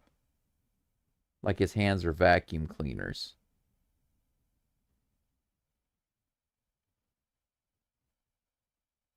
So if you take a look at those two things, two snaps going to the ground because of Stroud, two fumbles because of Stroud, several bad throws because of Stroud. I'm sorry, man. I've given Stroud so much time and so many opportunities this whole season. But just, from the outside looking in, before I was actually watching the Texans games regularly, I was just kind of looking at highlights here and there and performance and stuff. And Stroud reminded me of Dak Prescott back when, I'm not saying that Dak Prescott is now great or really, really good or anything like that. That's not what I'm saying. But do you guys remember that time period that the Cowboys went through where they were like, Dak's our man. He's our passer. He's our quarterback. We're gonna stick with Dak. And he was a young guy. He was supposed to be their next generation passer, but he would show some signs of greatness, but he was never consistent, and he would just keep making these blunders, and all sorts of blunders. It wasn't just one problem; it was multiple problems, and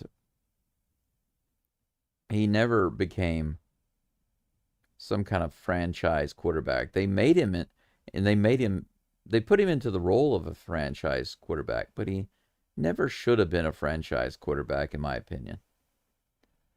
And then after, seeing him around for so many years playing like that, and then to see Stroud playing kind of as a spectator from the outside in before I really got back into watching the Texans, because I was a Houston Oilers fan through and through. And when they left, it crushed me. So I just couldn't stand. I couldn't be made to care at all about Houston's NFL team or any other NFL games ever again. I just couldn't be. I couldn't be forced to care about them. And when I started watching the Texans games again, or rather for the first time consistently, I felt like, hey, this guy, C.J. Stroud, he's definitely someone who can. He's got talent. He's got some youth. He can be given a chance. He might really bring something to the Texans that gets them into the Super Bowl, maybe even more than once.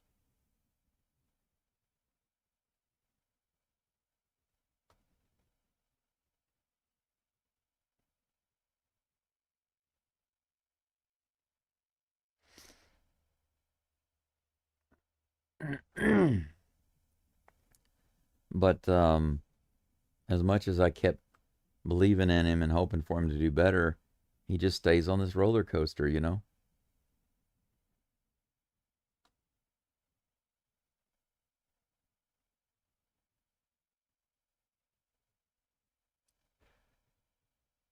Yeah, Rodgers is getting shut down by the defense. So the Texans defense, they're doing their job. Hey, Brendan, good to see you. Do you have subscribers only on? Grossi tried to raid you. Grossi? Who's Grossi?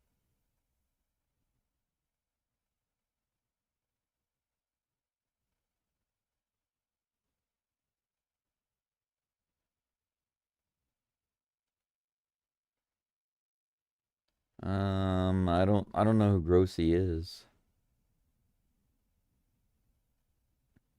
It should be it should be to where only subscribers, Brendan, it should be where to where only subscribers can message in the chat, can participate in the live chat.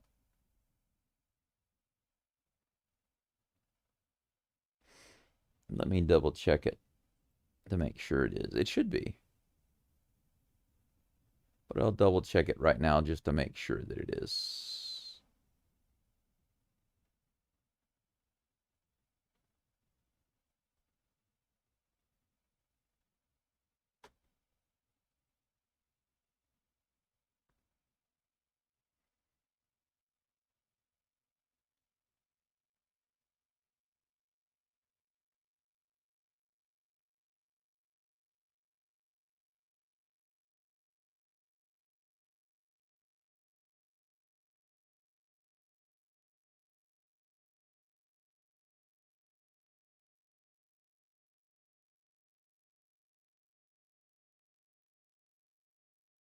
Let's see. Let's see.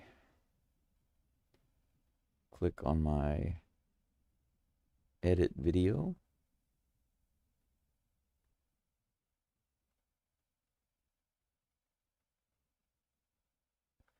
Visibility is public.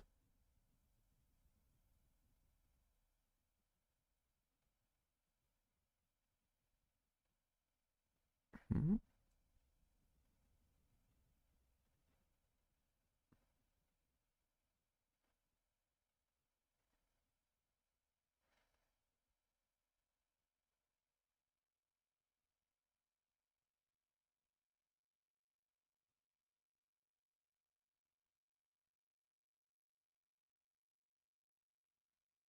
Customization.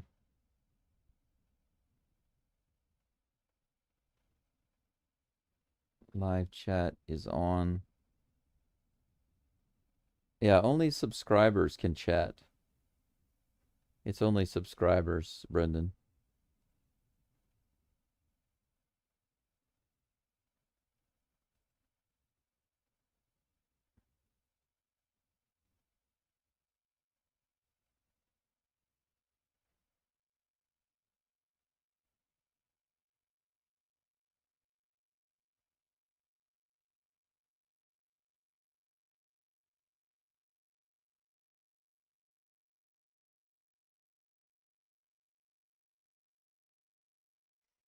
All right, now that I've checked that, let me go back and look at the live chat here.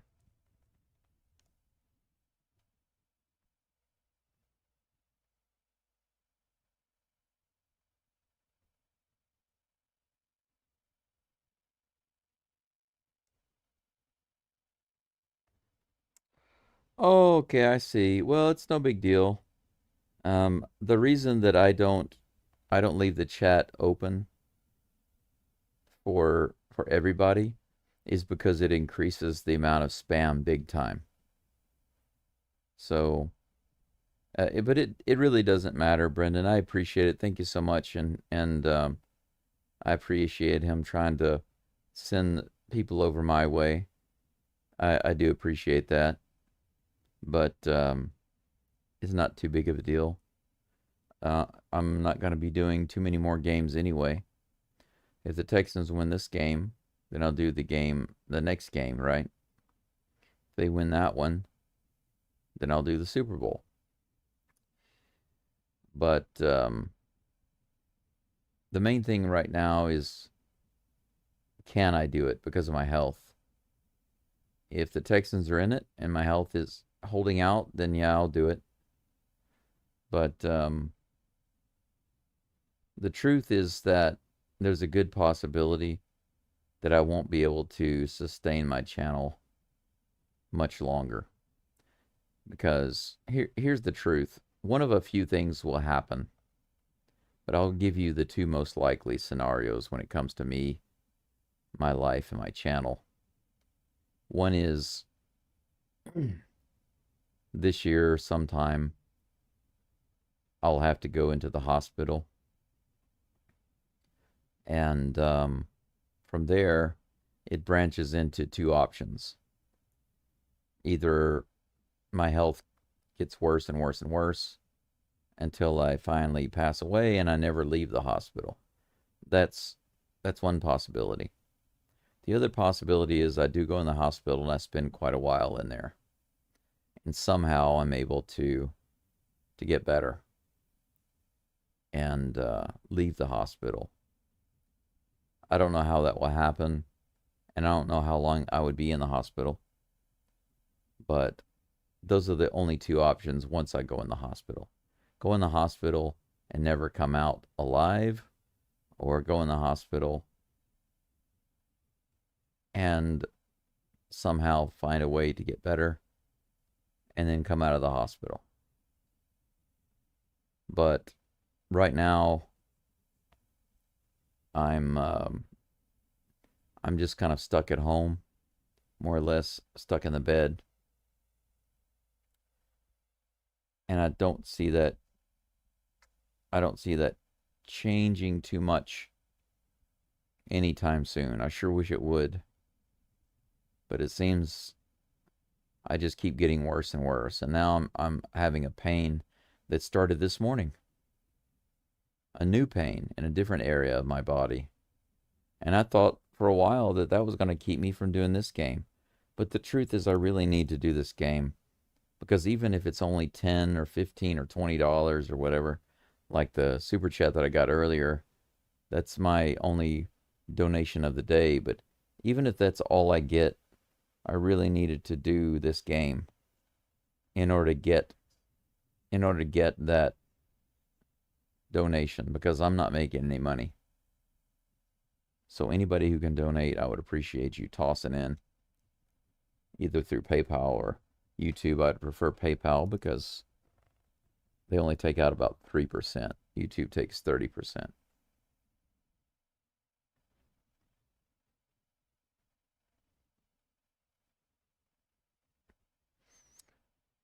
Well, if someone is communicating with Grossi, let him know I said thank you so much. I appreciate the effort. Wow, Texans start off the game pretty well. They get the kickoff back to about the 20, 25-yard line or something like that. Big run there for the Texans. They are now down past the Steelers' 50-yard line, just like that. Here in the third quarter, 13:50 remaining. 15 seconds on the play clock. Come on now.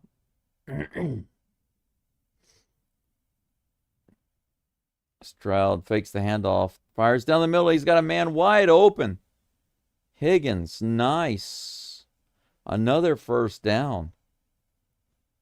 14-yard pickup.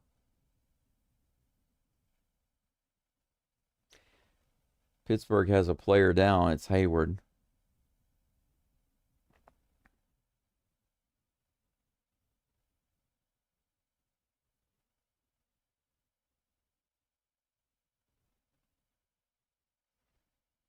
Beautiful catch by Higgins, and he was able to get low and avoid that hard hit. 1st and 10. Texans, and they're going to take a break for an injury timeout.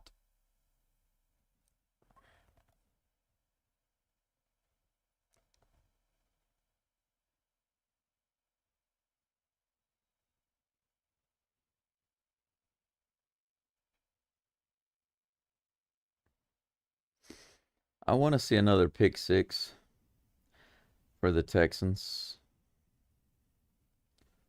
Rusty says I'm in his hands. We know it's true. Yeah, that's the thing, Rusty, about my life right now. I'm not concerned about death itself. That doesn't bother me. I just feel disappointed if I can't finish my novel. I finished 50 chapters, almost 100,000 words. It's a huge novel. It's about a time period in Japan towards the end of the samurai era. My sensei here, she has been reading it and giving me great feedback. She loves the story. She loves the characters. She's pushing for me to try to get it published in a magazine. They do weekly serial publishments. That's the most popular way to get your book, your stories published in Japan. And she's been really pushing for me to get that, but I'm in such poor shape right now that reading is difficult. The blood flow going up to my head and my eyes is really bad. And so I'm seeing lights, flashing lights. I'm seeing blank spots in my vision. And not only that, when I look at text, it's scrambled. How can I write when it's so difficult to see the text, you know? Stroud under center. He hands it off up the middle. Nice! Good run, almost 10 yards by Woody Marks. Comes up just maybe an inch or two shy of the first down.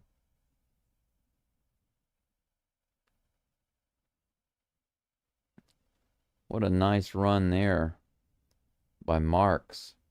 2nd and less than 1. They're all the way down to the 22-yard line of the Steelers. One man in the backfield, that's Marks. Stroud, man in motion. He hands it off again to Marks. Marks picks up the first down, no problem, 3 yards. What in the world is going on there? TJ Watt tackling one of the Texans guys, and there's no flag. Is that okay, just to pull a guy and flip him over the pile?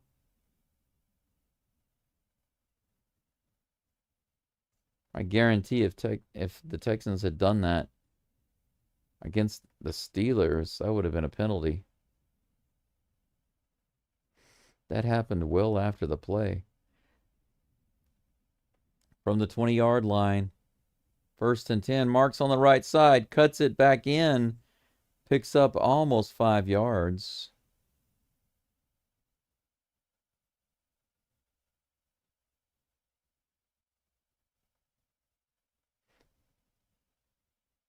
Man. Texans looking good on this drive. I don't know what D'Amico told them in the half break, but it's working so far. 11:15 in the third. 3rd and 6. Stroud goes over the right side. He's got a man. Come on, go, go. Nah, he's going to be wrapped up.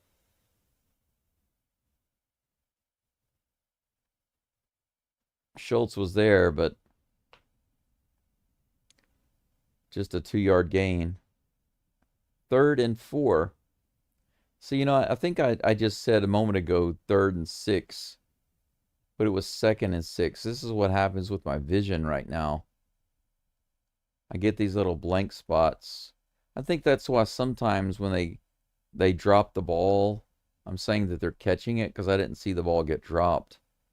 These little blank spots in my vision, it sucks. 3rd and 4. From the shotgun, Stroud looking for a man. Doesn't have it. Finally, he does throw it, and it's intercepted. Oh, my gosh. Stroud throws an interception.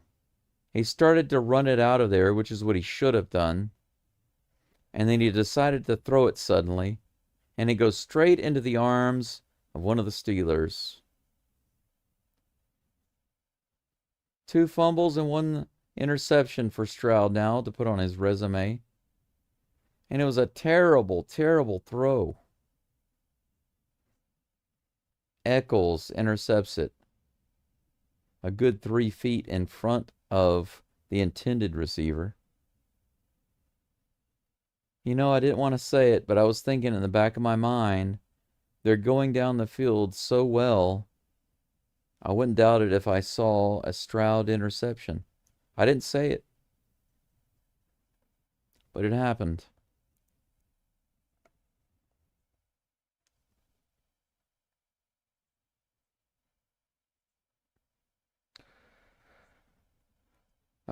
Right there in the red zone. The Texans give it up. Or should I say Stroud gives it up? Man, Stroud has really put me on his bad side really quickly.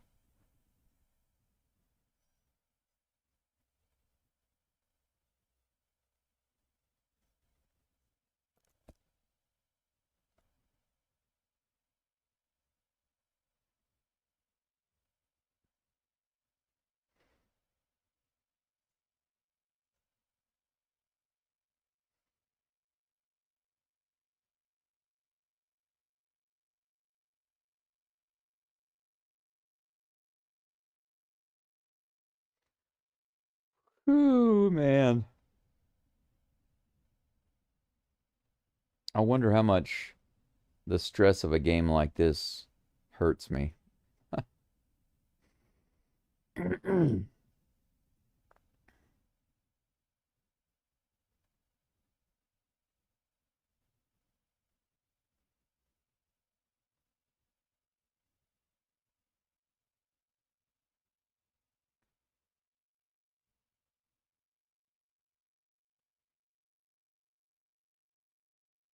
I think I've taken about 6 or 7 different medications over the last 3 months, and I still have a cough.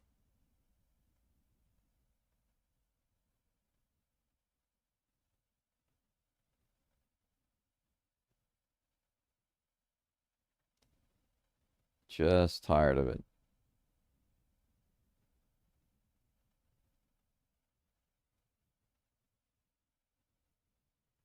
By the way, Chubb was wide open on the right side right away. He could have gotten that first down easily.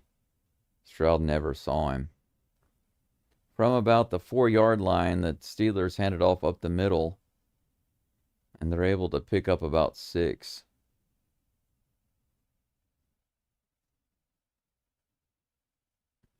Officially make it 7 yards. 2nd and 3.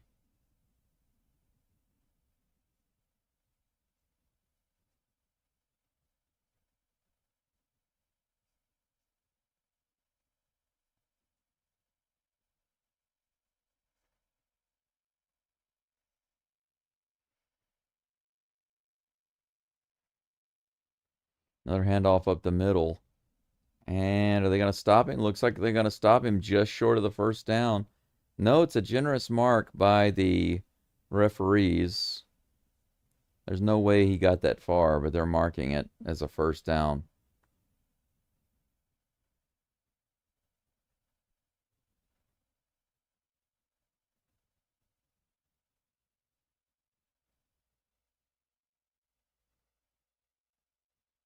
They give it to him, 1st and 10.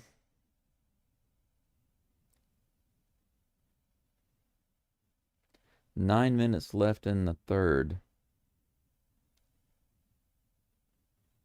Looks like there's going to be a false start.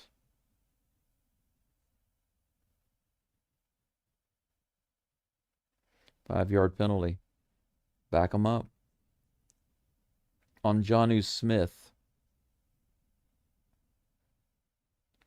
1st and 15.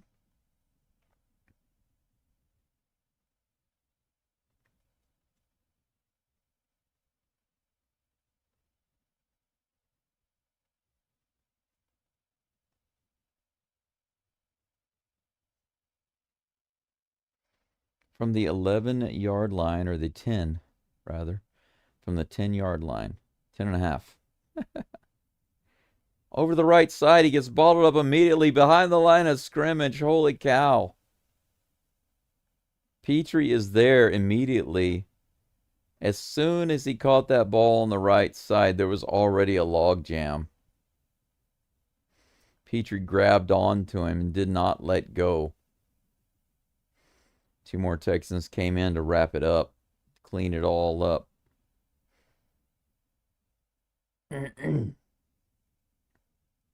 Second and 15.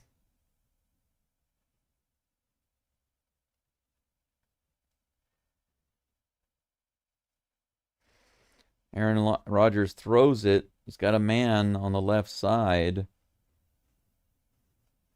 It's going to be just across the 15.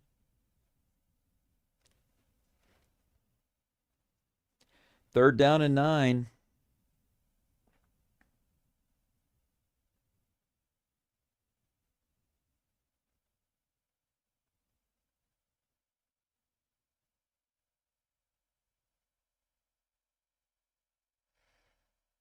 Petrie with a tackle, of course.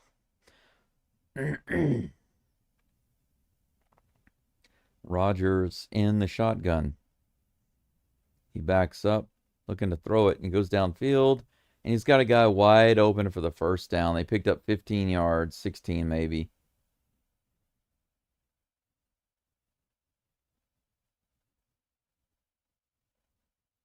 That's where they needed to stop him, right there.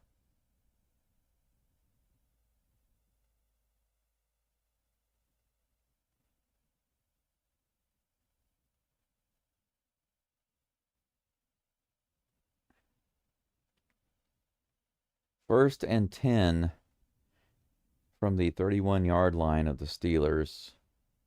Rodgers hands it off. He's caught in the backfield, and he's going to lose several yards. It's going to be 2nd and 12. Man, the Texans right now on this drive, they're playing so well on the first couple of downs, and then just giving up too much on third down. 6 minutes left in the third. This game is still at 7-6. Here's the snap. Looks like he might get wrapped up in the backfield. Come on, get to him, get to him. He gets the throw off, but the man had to dive for it. It's incomplete, goes out of bounds. They almost had the sack. Rodgers rolled out to the right. They were a breath away from taking him down. The spin move he put on the Steelers there to get around him was elite. But unfortunately, he was not able to get that spin on the outside. He spun it to the inside, and Rodgers went to the outside. He was almost destroyed there. 3rd down and 12. Okay, got to shut him down. Rodgers back to throw. It goes deep down the field. It's going to be a pass interference call. It's got to be. Or is it not?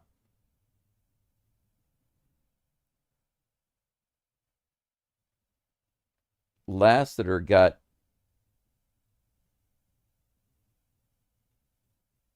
I don't know. Okay. They showed it again. Lassiter did get his hands on the receiver. McAllister, is that who it was? But he did not. He did not trip him. He fell on his own. So there's no pass interference call. There's the punt for the Steelers. Noel takes it about the 20-yard line, sneaks up to the 30, and that's where he'll go down. First and down from their own 30-yard line.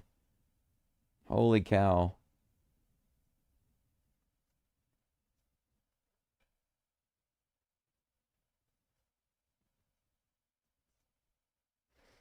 Everybody was wanting pass interference. Rodgers upset again, as has been par for the course this game. I thought for sure that was going to be pass interference, but when you go back and look at it, the receiver fell down not because of Lassiter, but because he just fell down on his own.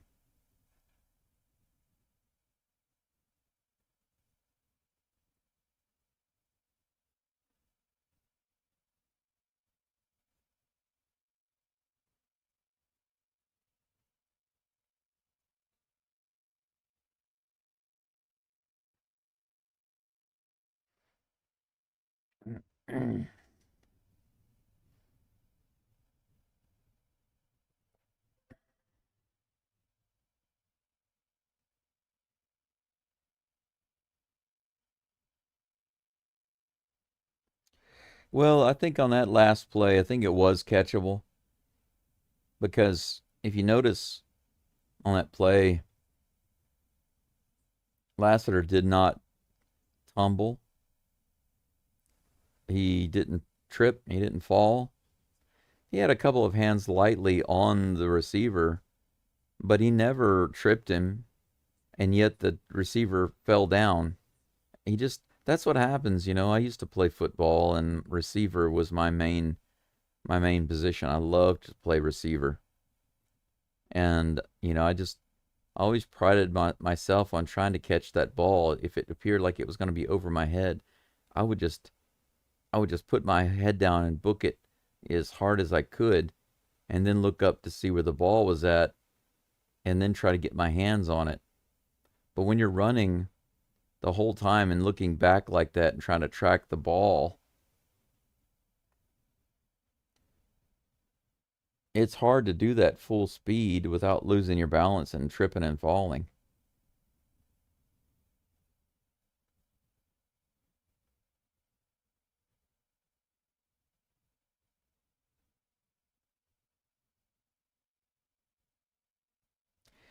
Now, they're talking about this, the commentators are talking about this because it appears that Aaron Rodgers wanted a slightly different route than what he actually ran.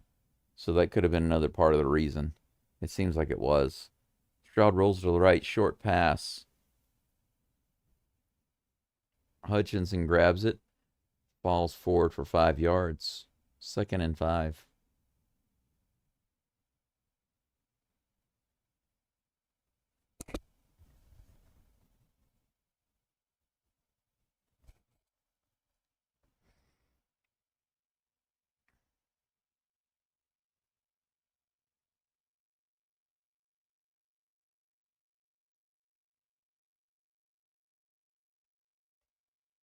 All right. Handoff right up the middle.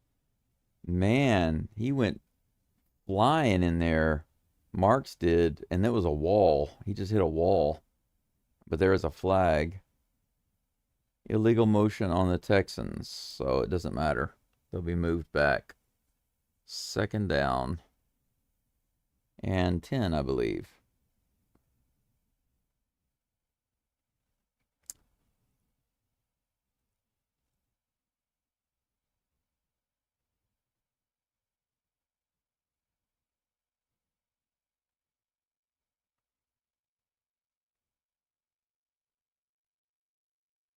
All right. 2nd and 10, 4:38 left in the third quarter. Stroud drops back. He moves forward in the pocket, and he's going to go down at the line of scrimmage. They're going to say it's a sack.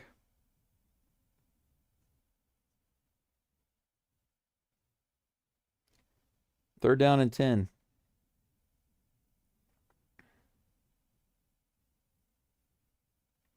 Schultz was open that time, but by the time he was open, Stroud was trying to get out of the pocket.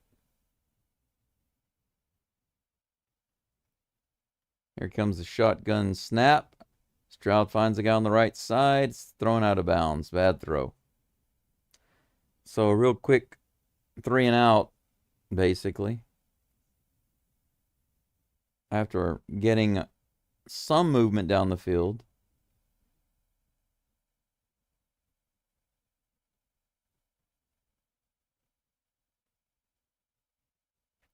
Okay. That wasn't all on Stroud. Collins, when he stopped to cut back, he slipped. Punt is nice. All the way down to the 9-yard line. He's trying to bring it back, gets wrapped up at the 24. He got hit pretty hard. That'll be a 60-yard punt. Pretty good. Best one of the night.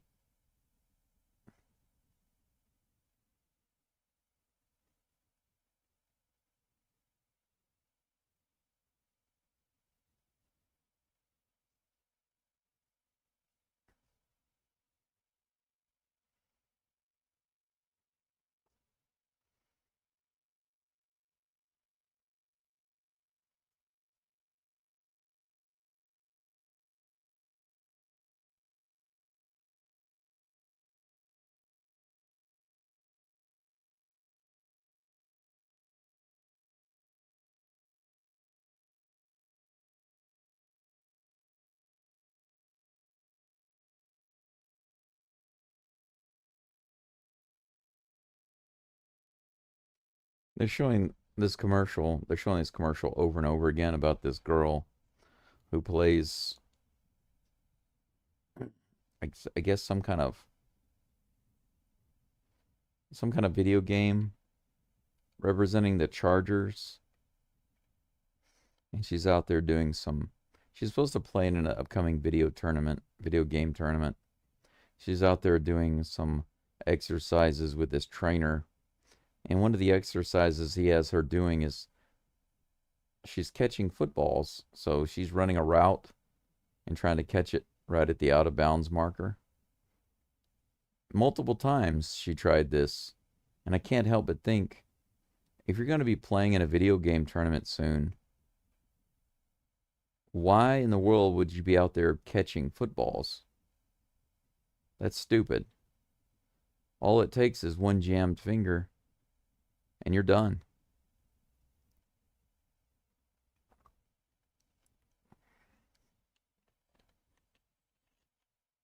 Even if it's a month before the tournament. Do you know what a jammed finger can do to you if you're a video gamer and you need your fingers?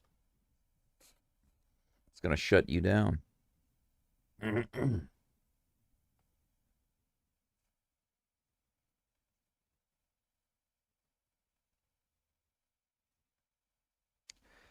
Yeah, you're right, Denebrius. It's it looks like that. Stroud is, it seems like he's been saving all of his mistakes for this game. It's just the way it appears so far. Steelers have the ball at the 24-yard line. 1st and 10, 3:42 left in the third. Rodgers drops back, throws it down the field. He's got a man wide open. Big gain.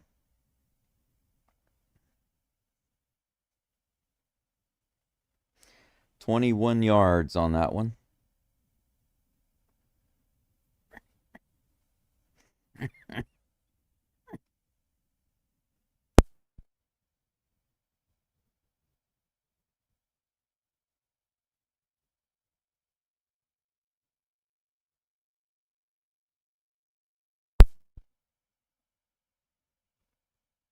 First and 10, 3 minutes to go in the third. He hands it off. No, it's a fake handoff. He throws it to the guy he faked the handoff to. He catches it behind the line of scrimmage. Al-Shaair takes him down. 2nd and 11.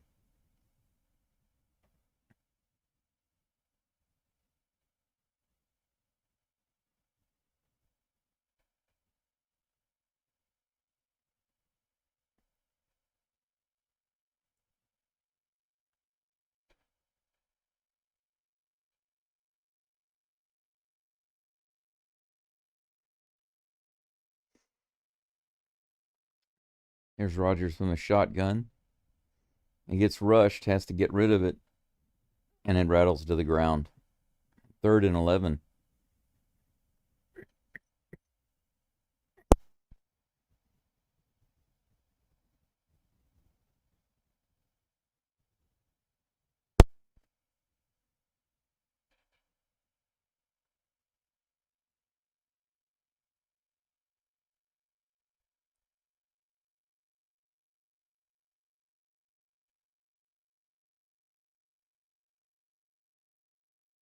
Rodgers is looking so disheveled with this defense. It's funny.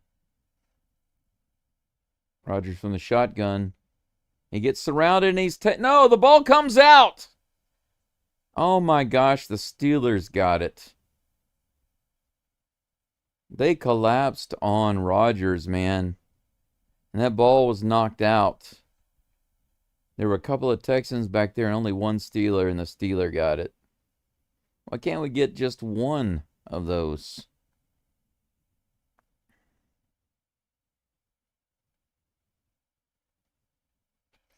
Yeah, Hunter got his hand on it before he was able to throw it forwards. Here's the punt. All the way down to the 13. Noah gets around the first tackle. Brings it back just shy of the 25. That is where the Texans will start. With 1.5 minutes left in the third. Stroud comes back out on the field with his crew. Let's hope that his offensive line can give him some space, some time, and that Stroud can give them some good passes.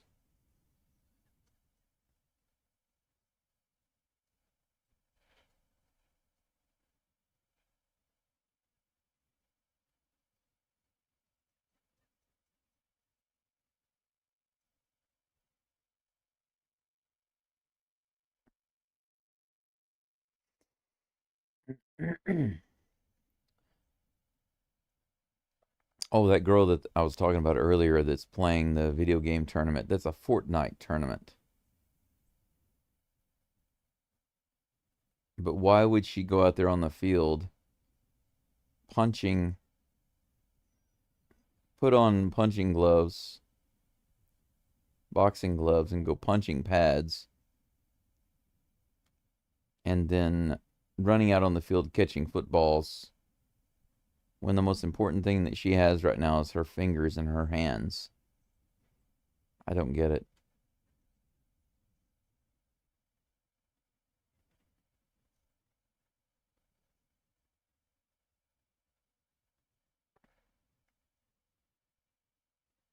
A friend of mine has been a long time Bears fan, and the Bears have been through some crap over the past 15 years. They've dealt with some really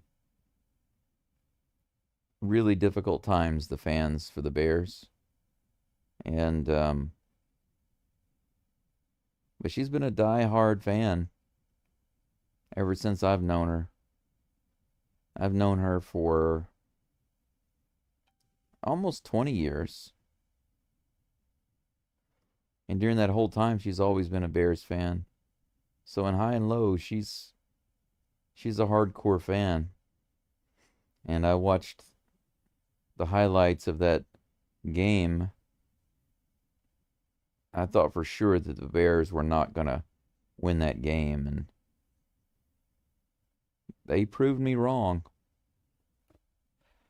I was shocked. So the first thing I did after that was message her and tell her congrats. I'm sure she was happy. And when I got online on Instagram to message her, sure enough, she'd already posted all about it. Here's the snap. Fake handoff and a pass down the middle, and it bounces in the air. Collins couldn't hang on. He went down pretty hard, too. He's slowly getting up.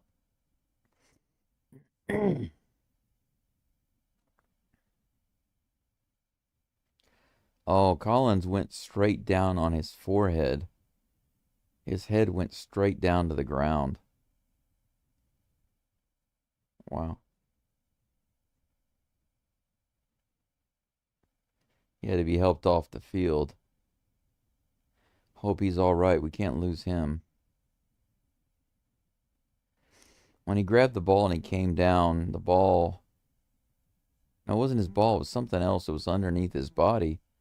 And he face planted right into the ground. His head went straight into the grass.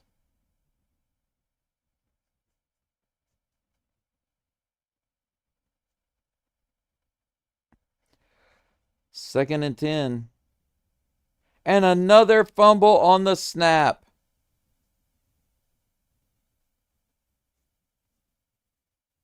Stroud is able to get on it, cover it up. But that is the third time tonight. But this time, Stroud wasn't even expecting for the ball to be snapped. He was just standing there, and then suddenly the ball hit him. D'Amico over there shaking his head. Figure it out, man. 3rd and 15. Stroud comes up in the pocket. He's got a man downfield. Wide open. Noel with the catch. No, that's Kirk. Christian Kirk. 3rd down conversion.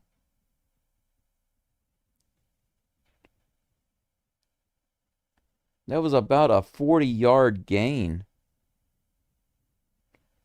Man, that's what they needed right there. Time in the pocket, good protection. Giving him time to get down the field. Wow. 49-yard play, the longest of the ball game.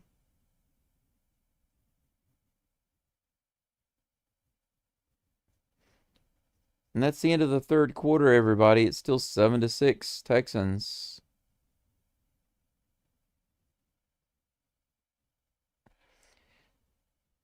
But the Texans on a big play right there after a big goof. Another big goof.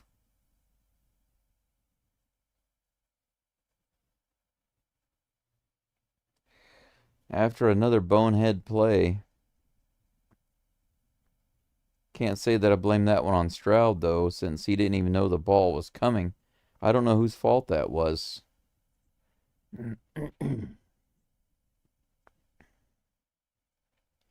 Right after that, they get a big throw down the field on 3rd and 15. 49-yard gain.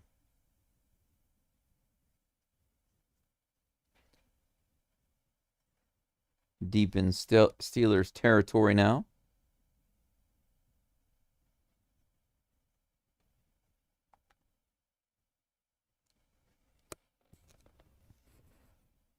Let's see here.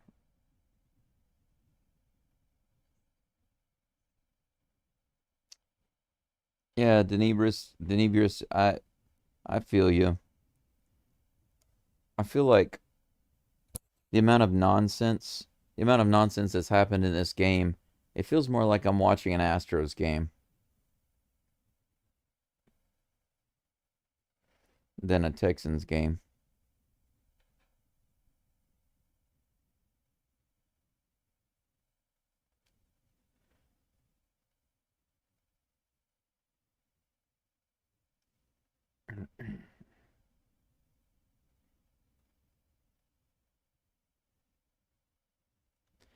Astros were so very difficult. So very difficult to watch last year. A lot of it wasn't their fault, you know, the injuries and all of that.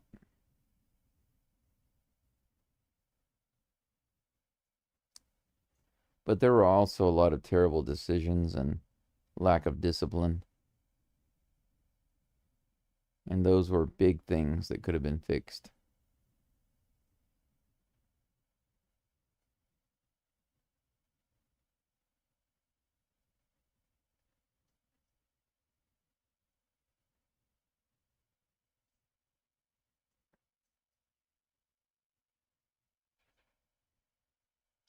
Here we go.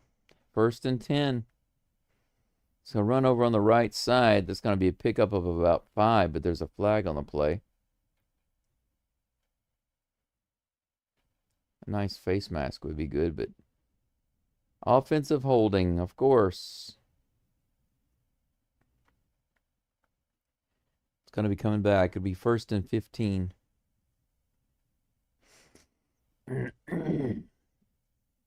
No, 1st and 20.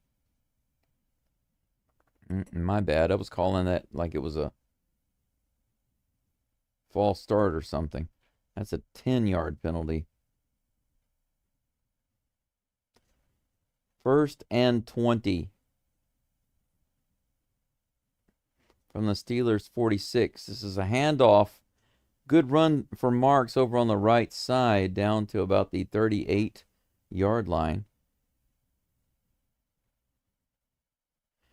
Nico Collins is being carted off. Bad news, guys and gals. He's being evaluated for a concussion.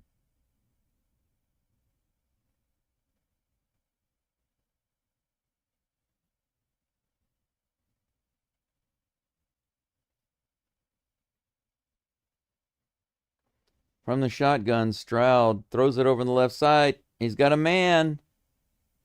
Down to the 31-yard line.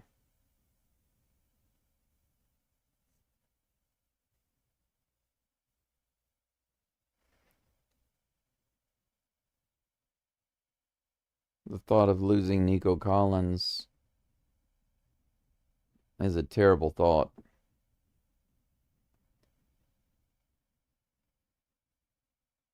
If he goes out on concussion protocol, there's no telling when he'll come back. 3rd and 6.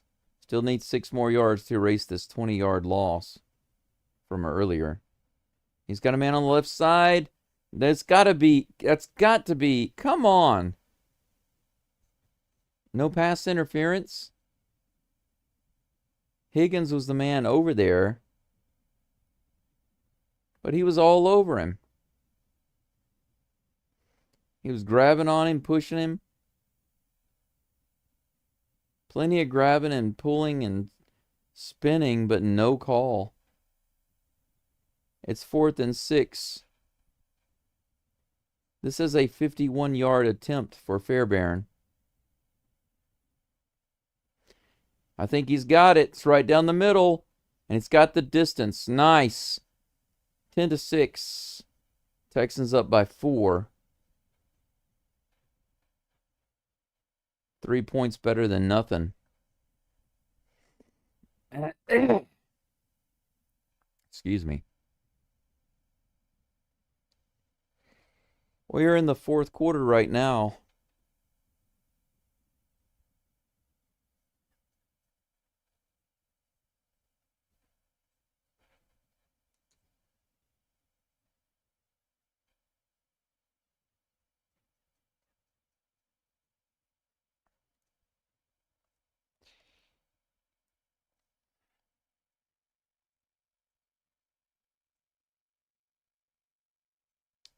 Yeah, it was a solid face plant. Right on his forehead. Terrible looking. And he felt it immediately. Yeah, first of all, I hope he's all right. I hope he gets better quick. I hope he's good, and I hope he gets better quick. And after that, I hope he's able to come back soon because, man, they usually take the concussion guys out for a few weeks, right? Texans win this game. It's going to be difficult without him, you know?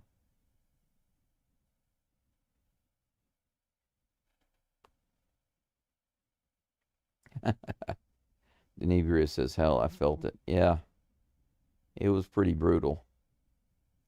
Pretty brutal.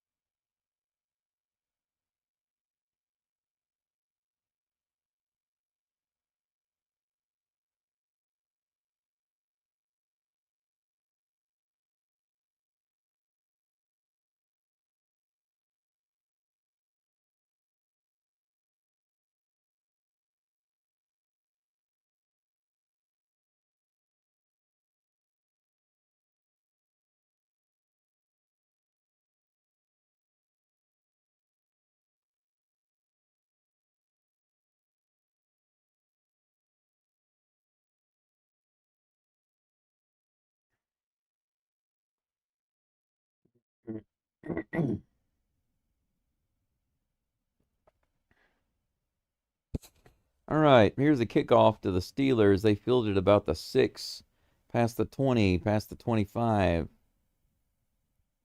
just across the 30-yard line, and that's where they'll start.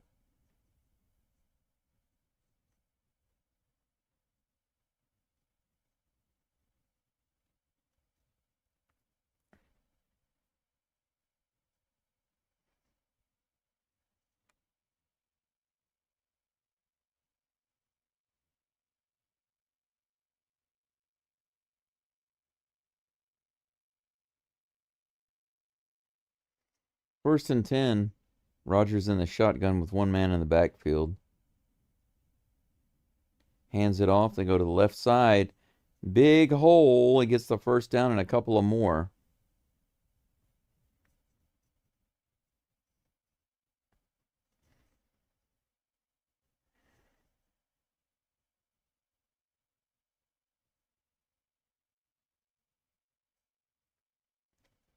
"12 minutes and just about 30 seconds left in the fourth quarter. Texans up by 4. Rodgers in the backfield in the shotgun. One man back, first and 10 from the 45-yard line. He takes it, looks around for somewhere to throw, throws it down the left side. Juggling catch. I'm not sure what's going on there. They call it incomplete. It was knocked away by Lassiter, and it was knocked up in the air, but it clearly hit the ground after that, so very close to making a great catch after that deflection. That would definitely have been the play of the game right there, but second and 10. Another handoff to the left side, and he gets... Oh! It all gets blown up in the backfield. Toa leads the way. Loss of 2. Third and 12 now for the Steelers. Togiai and Toa were there.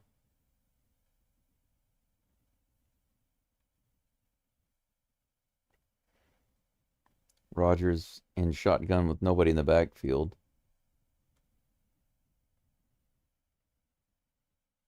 He's letting the clock run down. Here's the snap. Looks around. And he gets taken down from behind. The ball is out. Oh no! Oh no, the Texans are running it back. It was never called down. Are you serious? It's going to be a touchdown. They're going to call it a touchdown for the Texans. They got to Aaron Rodgers from the back. And he went down and they never blew the whistle. The Texans realized the ball was out, picked it up, and ran it in. It was Parkins. They're going to take a look at it right now to make sure that that play stands. But as it is right now, it's a scoop six. I think it is. I think it's going to stand.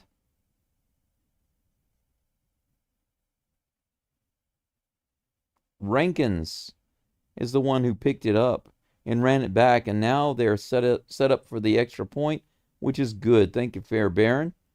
Just like that, the Texans are up 17-6. Good freaking job. The defense gets their scoop and score. It wasn't the pick six we were talking about earlier, but it's a nice, just as nice scoop and score.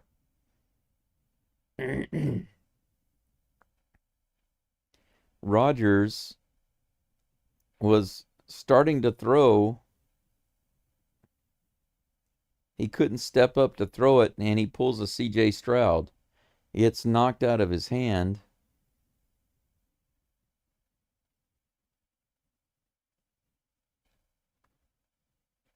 And it was picked up immediately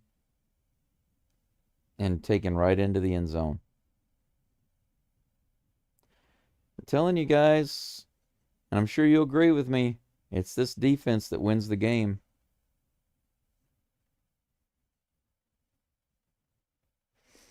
Fairbairn will kick off again to the Steelers. Here it comes. All the way down to about the 10-yard line, a short kick. He's got it out almost to the 30. Finally, they bring him down at about the 33.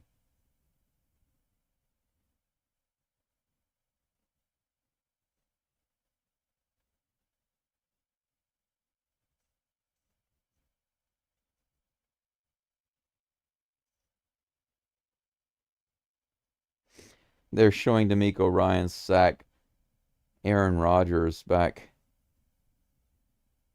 several years ago. That's funny.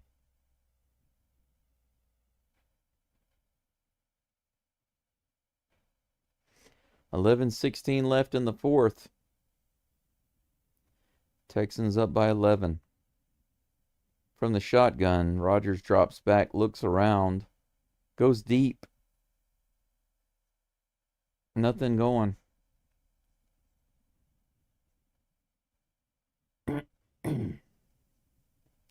Second and 10, nothing doing there.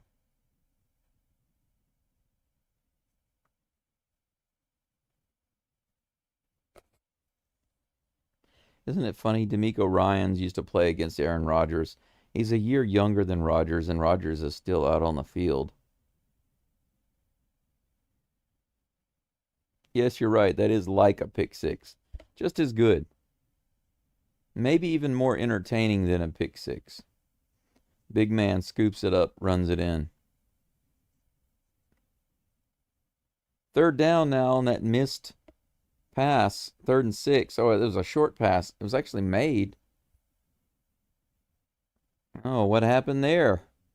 There is a flag. The Steelers got that 3rd down and 6. They picked it up. They picked up the first down. But I think the Texans had 12 men on the field. They had too many guys on the field. Yep. Boneheaded mistake, but it didn't matter. They made, even with 12 men on the field, they couldn't stop them from getting that first down. It was a tough catch.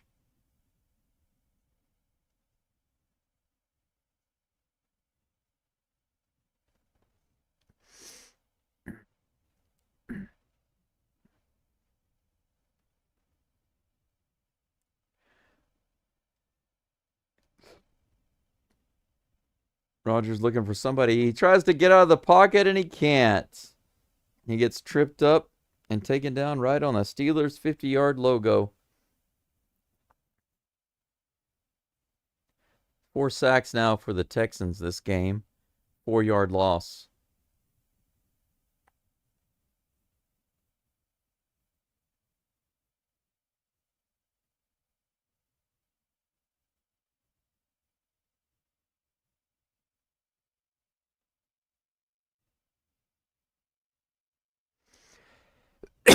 Excuse me. 2nd down and 13 from the shotgun. Rodgers rolls out to the left side. He's going to throw it. And the pass is incomplete.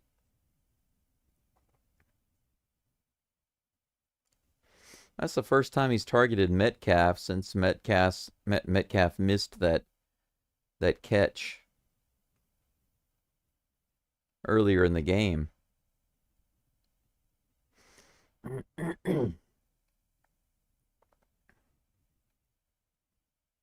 Fourth down and hopeless. Well, that was right through his hands. That's 2 that Metcalf has missed this game. Oh, it's only 3rd? I thought it was already 3rd. I thought it was 4th already. It's 3rd and 13, apparently. Can't see it. This ball knocked down at the line of scrimmage. Good job.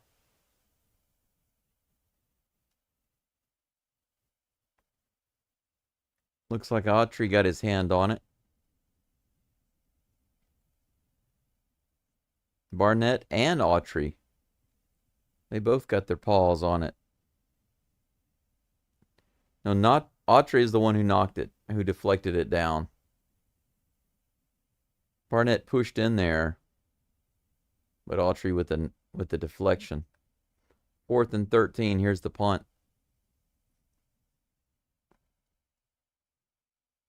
Ooh, difficult catch there on the fair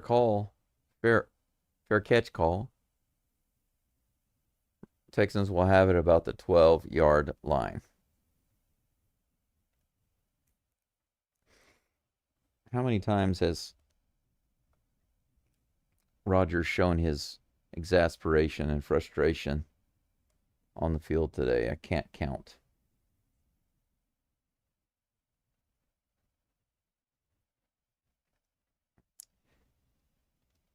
Yes, that's exactly right, Denebris.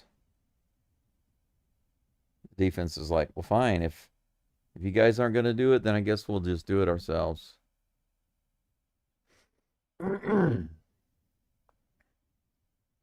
Yeah, big man touchdowns are cool. I appreciate you all being here today. How many viewers do we have right now? Let's see if I can get it to the live. Where's the live button? There it is. Yeah, big man touchdowns are cool. Oh, it says I have no viewers watching, but that's not right. I know that's not right.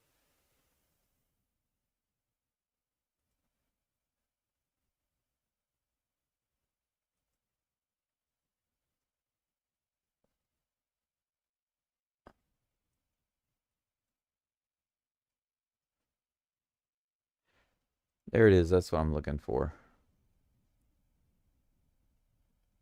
There's no way that I don't have viewers watching.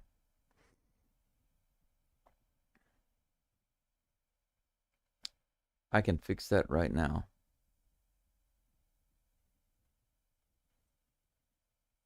No, not there.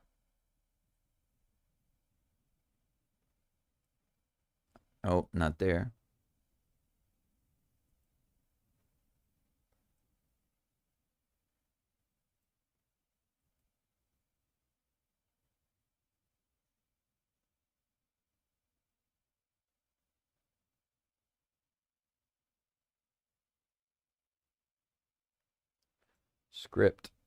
Script should be running.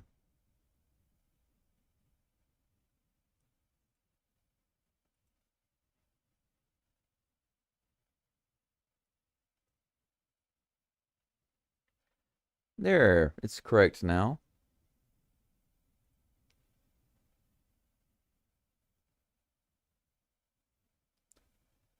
All right. First down, handoff right up the middle. They pick up about 2.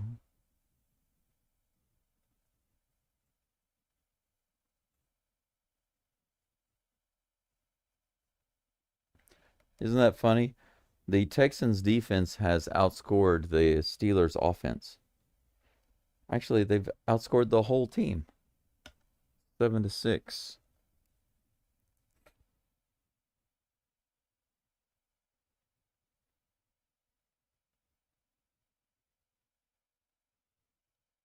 Here's a pass on the left side. Nice. Good short pass for a first down. Picks up about 10. Higgins with the catch. And that'll move the chains.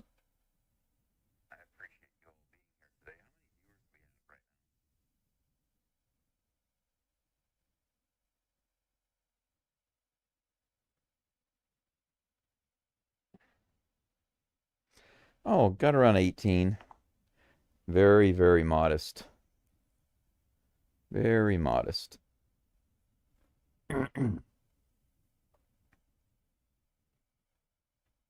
Handoff on first down. Chubb goes up the middle, gets maybe one.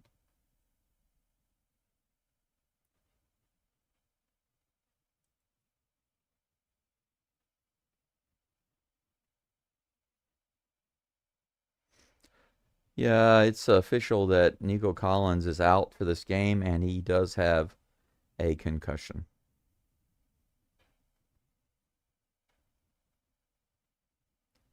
So, double bad news, out for this game, and he has a concussion.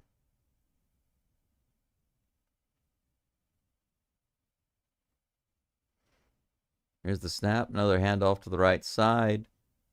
Chubb gets it, takes it down to the 30-yard line. That'll be a third down.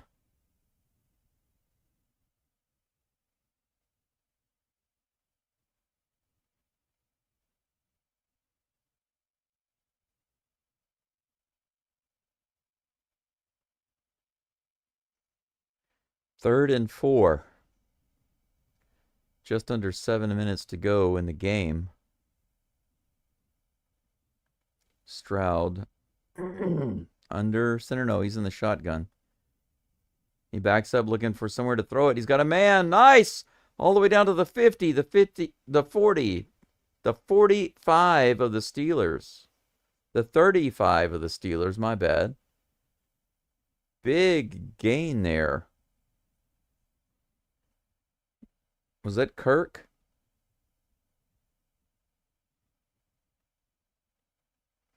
It was only about a 15-yard pass to Kirk, but Kirk just kept going and going and going all the way down to Steelers territory and then deeper. 45, 40, 35. Texans were running the time off the clock there, but now they have another chance to score. Woody Marks with a run up the middle, picks up 2 before he stood up.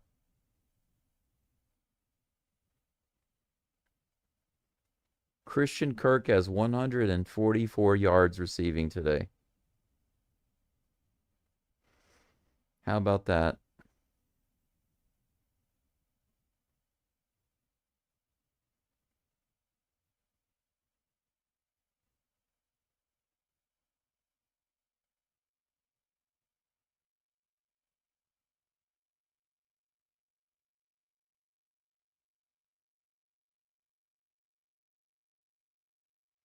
Here's the snap, 1st and 10. I'm sorry, 2nd and 8. My bad.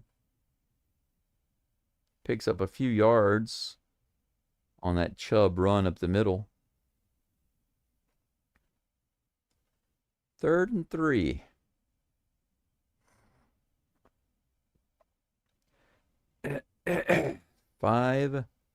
Less than 5 minutes now. It's 4:50 left in the game.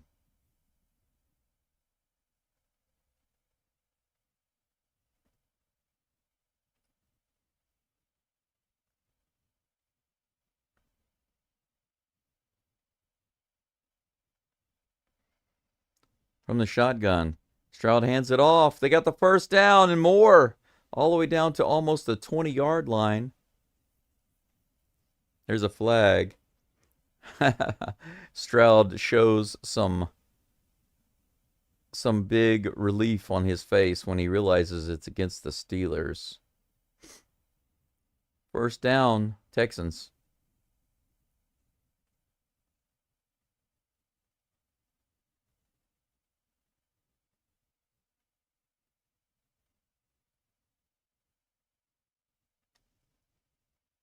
It's looking like the player of the game is going to be Christian Kirk.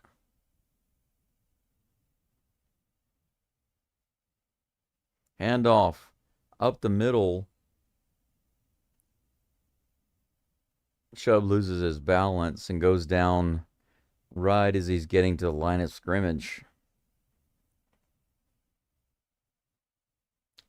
He loses a little bit there, and it's 2nd and 11.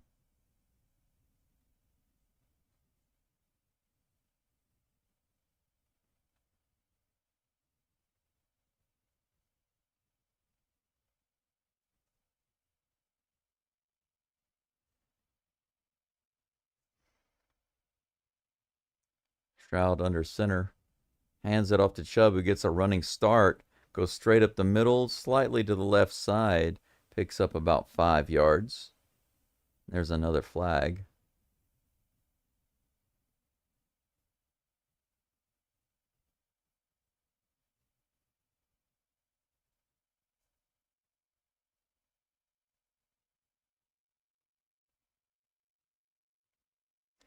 Here comes the call. Face mask on the defense. Half the distance to the goal. Automatic first down.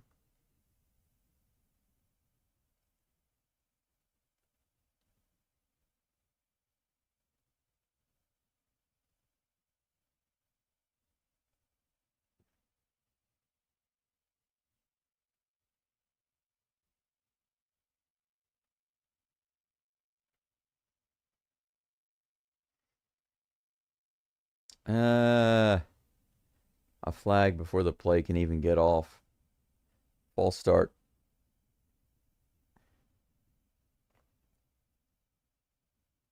Still 1st and goal, but the ball will be moved back 5 yards on the Texans.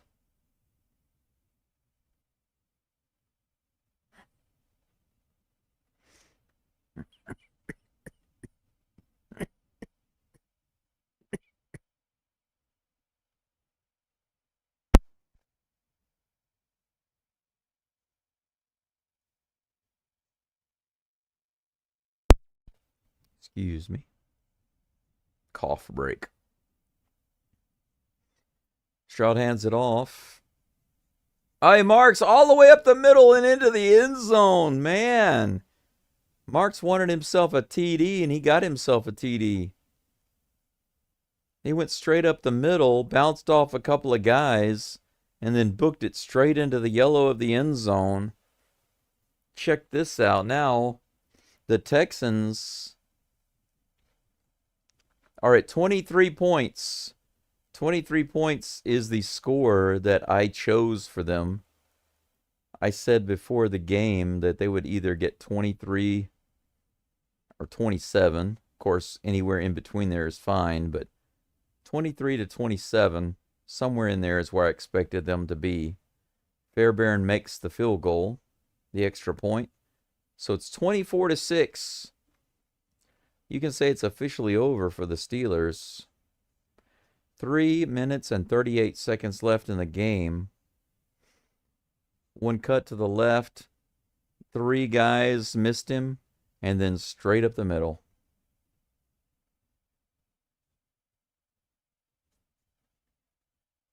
Rodgers still looking frustrated. Even the commentators are saying his frustration has been on display ever since the beginning of the game. You said it, and I said it earlier.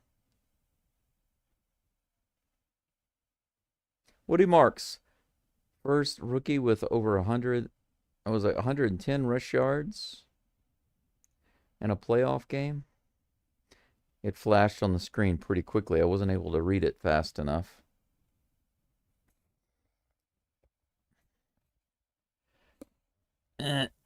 Despite the dropping of the ball, the fumbles, the interception, Stroud's team manages to find a way to win it for him. Kick all the way down to the 1 yard line. He's going to bring it all the way back up to about the 23. Or is that the 27?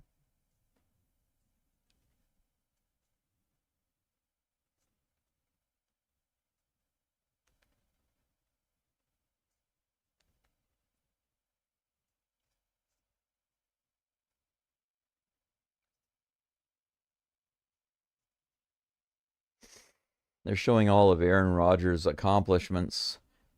They said that they assume this will be his last game.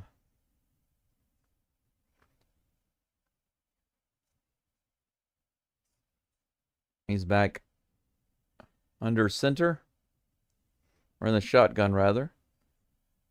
And this next pass is batted away. The frustration continues for Aaron Rodgers. 2nd and 10.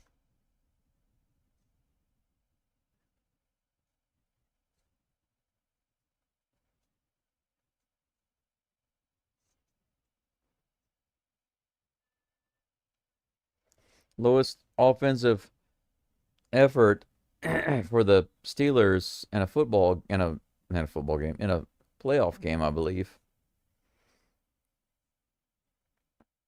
Pass right at the line of scrimmage, goes nowhere. It's 3rd and 10.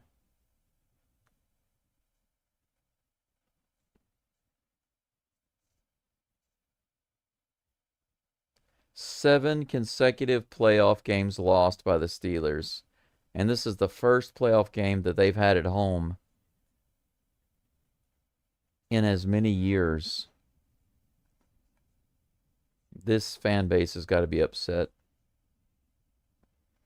Texans, go. Come on. Shut them down.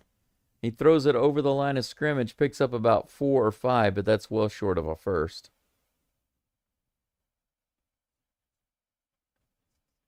4th down and 5. A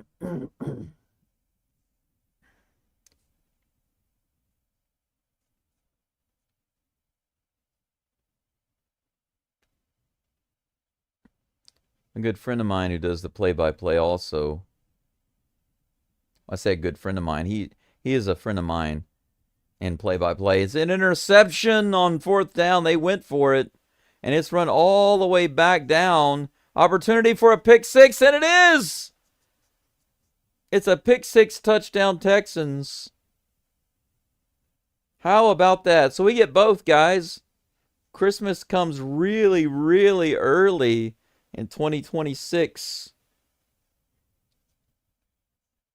Bullock, a 51-yard interception return for 6 points. I'm loving it. See, this is what I said earlier. If they start off slow, it's okay as long as they don't end slow, and they have not. The defense built the way for them to come back. Man. 30-6 right now. Care Bear Fairbairn comes back out on the field. He's getting himself some exercise now.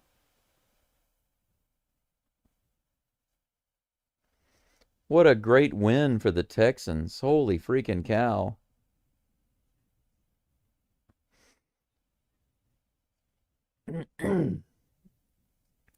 Rodgers just looking on from the sidelines. But he's going to have to come back out on the field unless they put in a backup now because there's still 2:39 on the clock.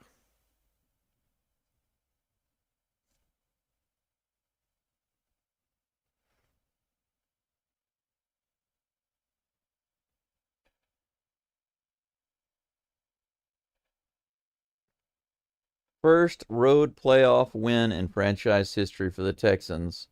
Good freaking job, guys. Thanks to the defense. But are we surprised? Shouldn't be. Extra point is about to be kicked. Come on, Care Bear Fairbairn. Show us your love right here. Woo! He line drives it under the post. Under the crossbar. He misses it. Wow. How can you kick it that low and nobody get their hand on it at the line of scrimmage, you know? Let's take a look and see how low this goes. Wow. I think that's the first time I've ever seen an extra point missed below the post. You can't win all the time. You know? We've got 30 points. The Steelers have 6. I guess we don't need that extra point.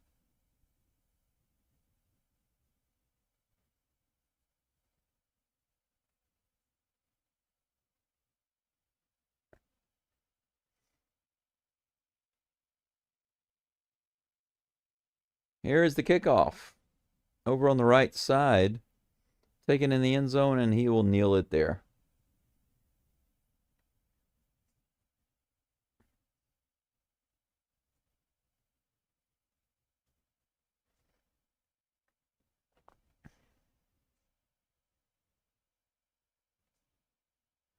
What a game. What a game.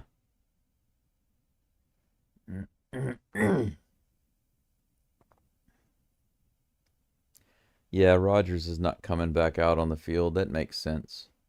2:39 left in the game.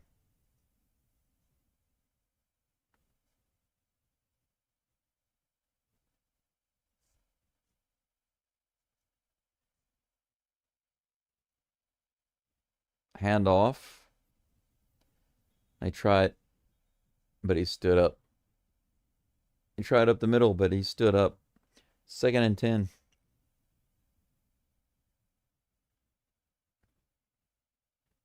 You know that you've got a team whooped when they have all of their timeouts with 2.5 left in the game, and they're not calling timeouts.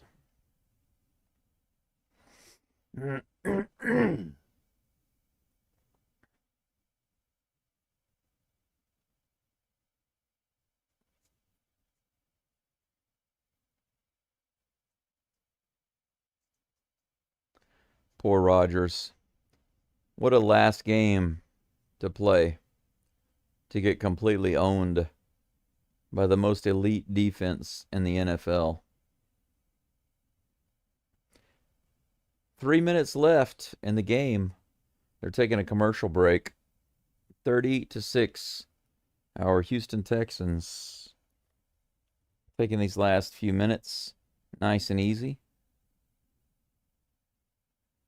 Yeah, Denny Bruce, that's right. We got the pick 6 after all. So the defense was like, hey, guys, why have just a pick 6 when you can have a pick 6 and a big guy return 1 for 6, a scoop and score? We'll give you both. They treated us today, you know. They really did.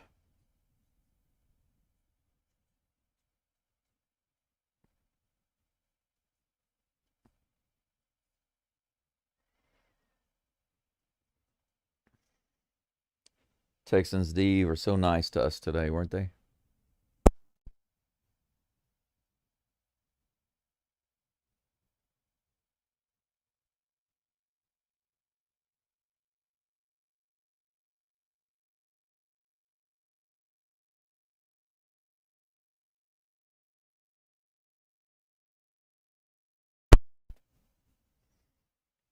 Whew, man.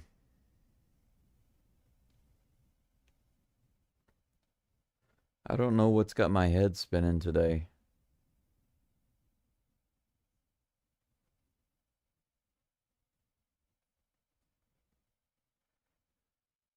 Whew.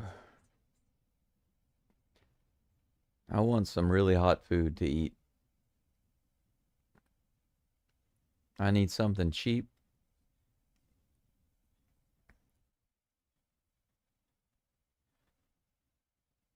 But I need something good and something hot. I don't feel like making anything here, and I have almost no food. But also, even though it's a short walk, it's just a few blocks down to the cafe, the restaurant here. They've got some really nice hot plates there.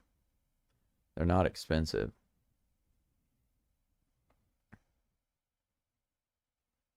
But I don't feel like getting out and walking.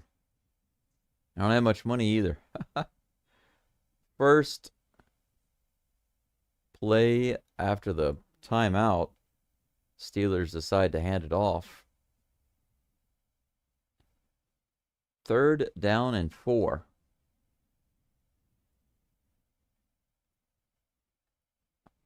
Man, the Texans defense still smothering the Steelers. They give them 1 yard on that rush. It's 4th and a long 2.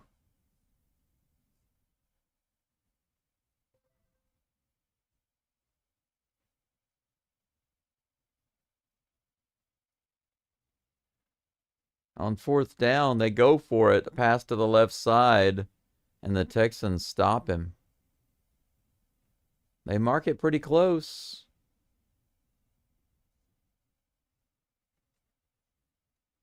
They're going to give him the first down. There was no way that was a first down. Rudolph is quarterbacking now for the Steelers, 1st and 10. He hands it off up the middle. Wow, Warren goes stumbling and bumbling around for a first down on that first down run.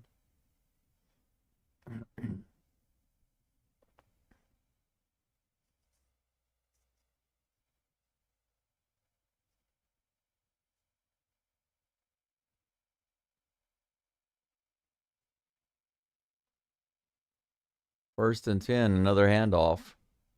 Gets knocked down before he gets to the line of scrimmage.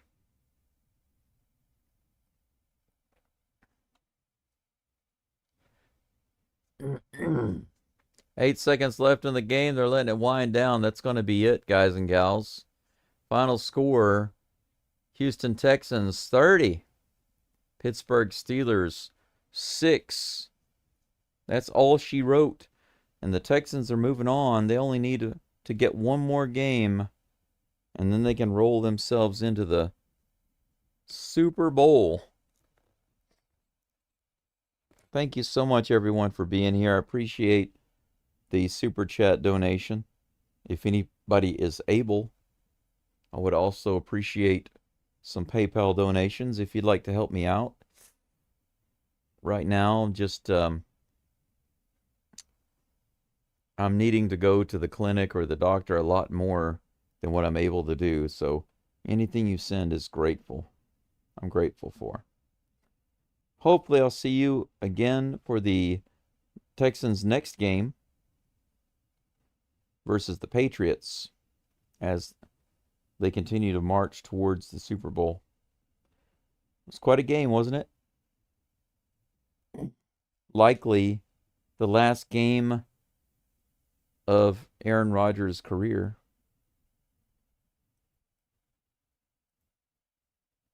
But we'll see. We'll see what happens for Mr. Rodgers.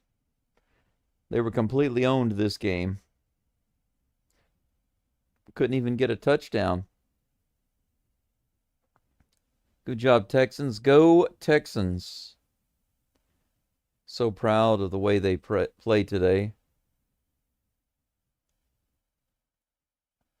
Such a nice game. It started off so terribly.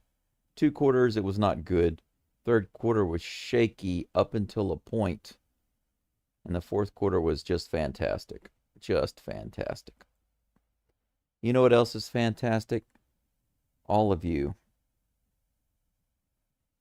All of you being here and supporting me, even though it's not as, I wasn't able to do everything that I'm normally able to do. It's not as fun as usual, but that we could be here together and that you were here is wonderful. Thank you again so much. I hope I can see you in the next game. Texans defense showing Rodgers tons of respect. Good to see it. You're right. Offense has to play better. They do. We can't rely on the defense to always pull us out of a hole. I've been saying that for a while now. But whenever they play a really good team, that's not going to work. Can't rely on luck. Can't be dropping the ball, giving up fumbles, throwing interceptions, playing such terrible offense. We got to actually move the ball down the field. Give the defense a break, making it hard on the other team. We got to do it. But that's it for now. I'm going to go check out a friend's channel, see how he's doing. Much love to you all, and I'll see you hopefully in the next game. Wish you all the best. Thank you for the support. Thank you for the prayers. And Have a good night, afternoon, or morning wherever you are. See you next time.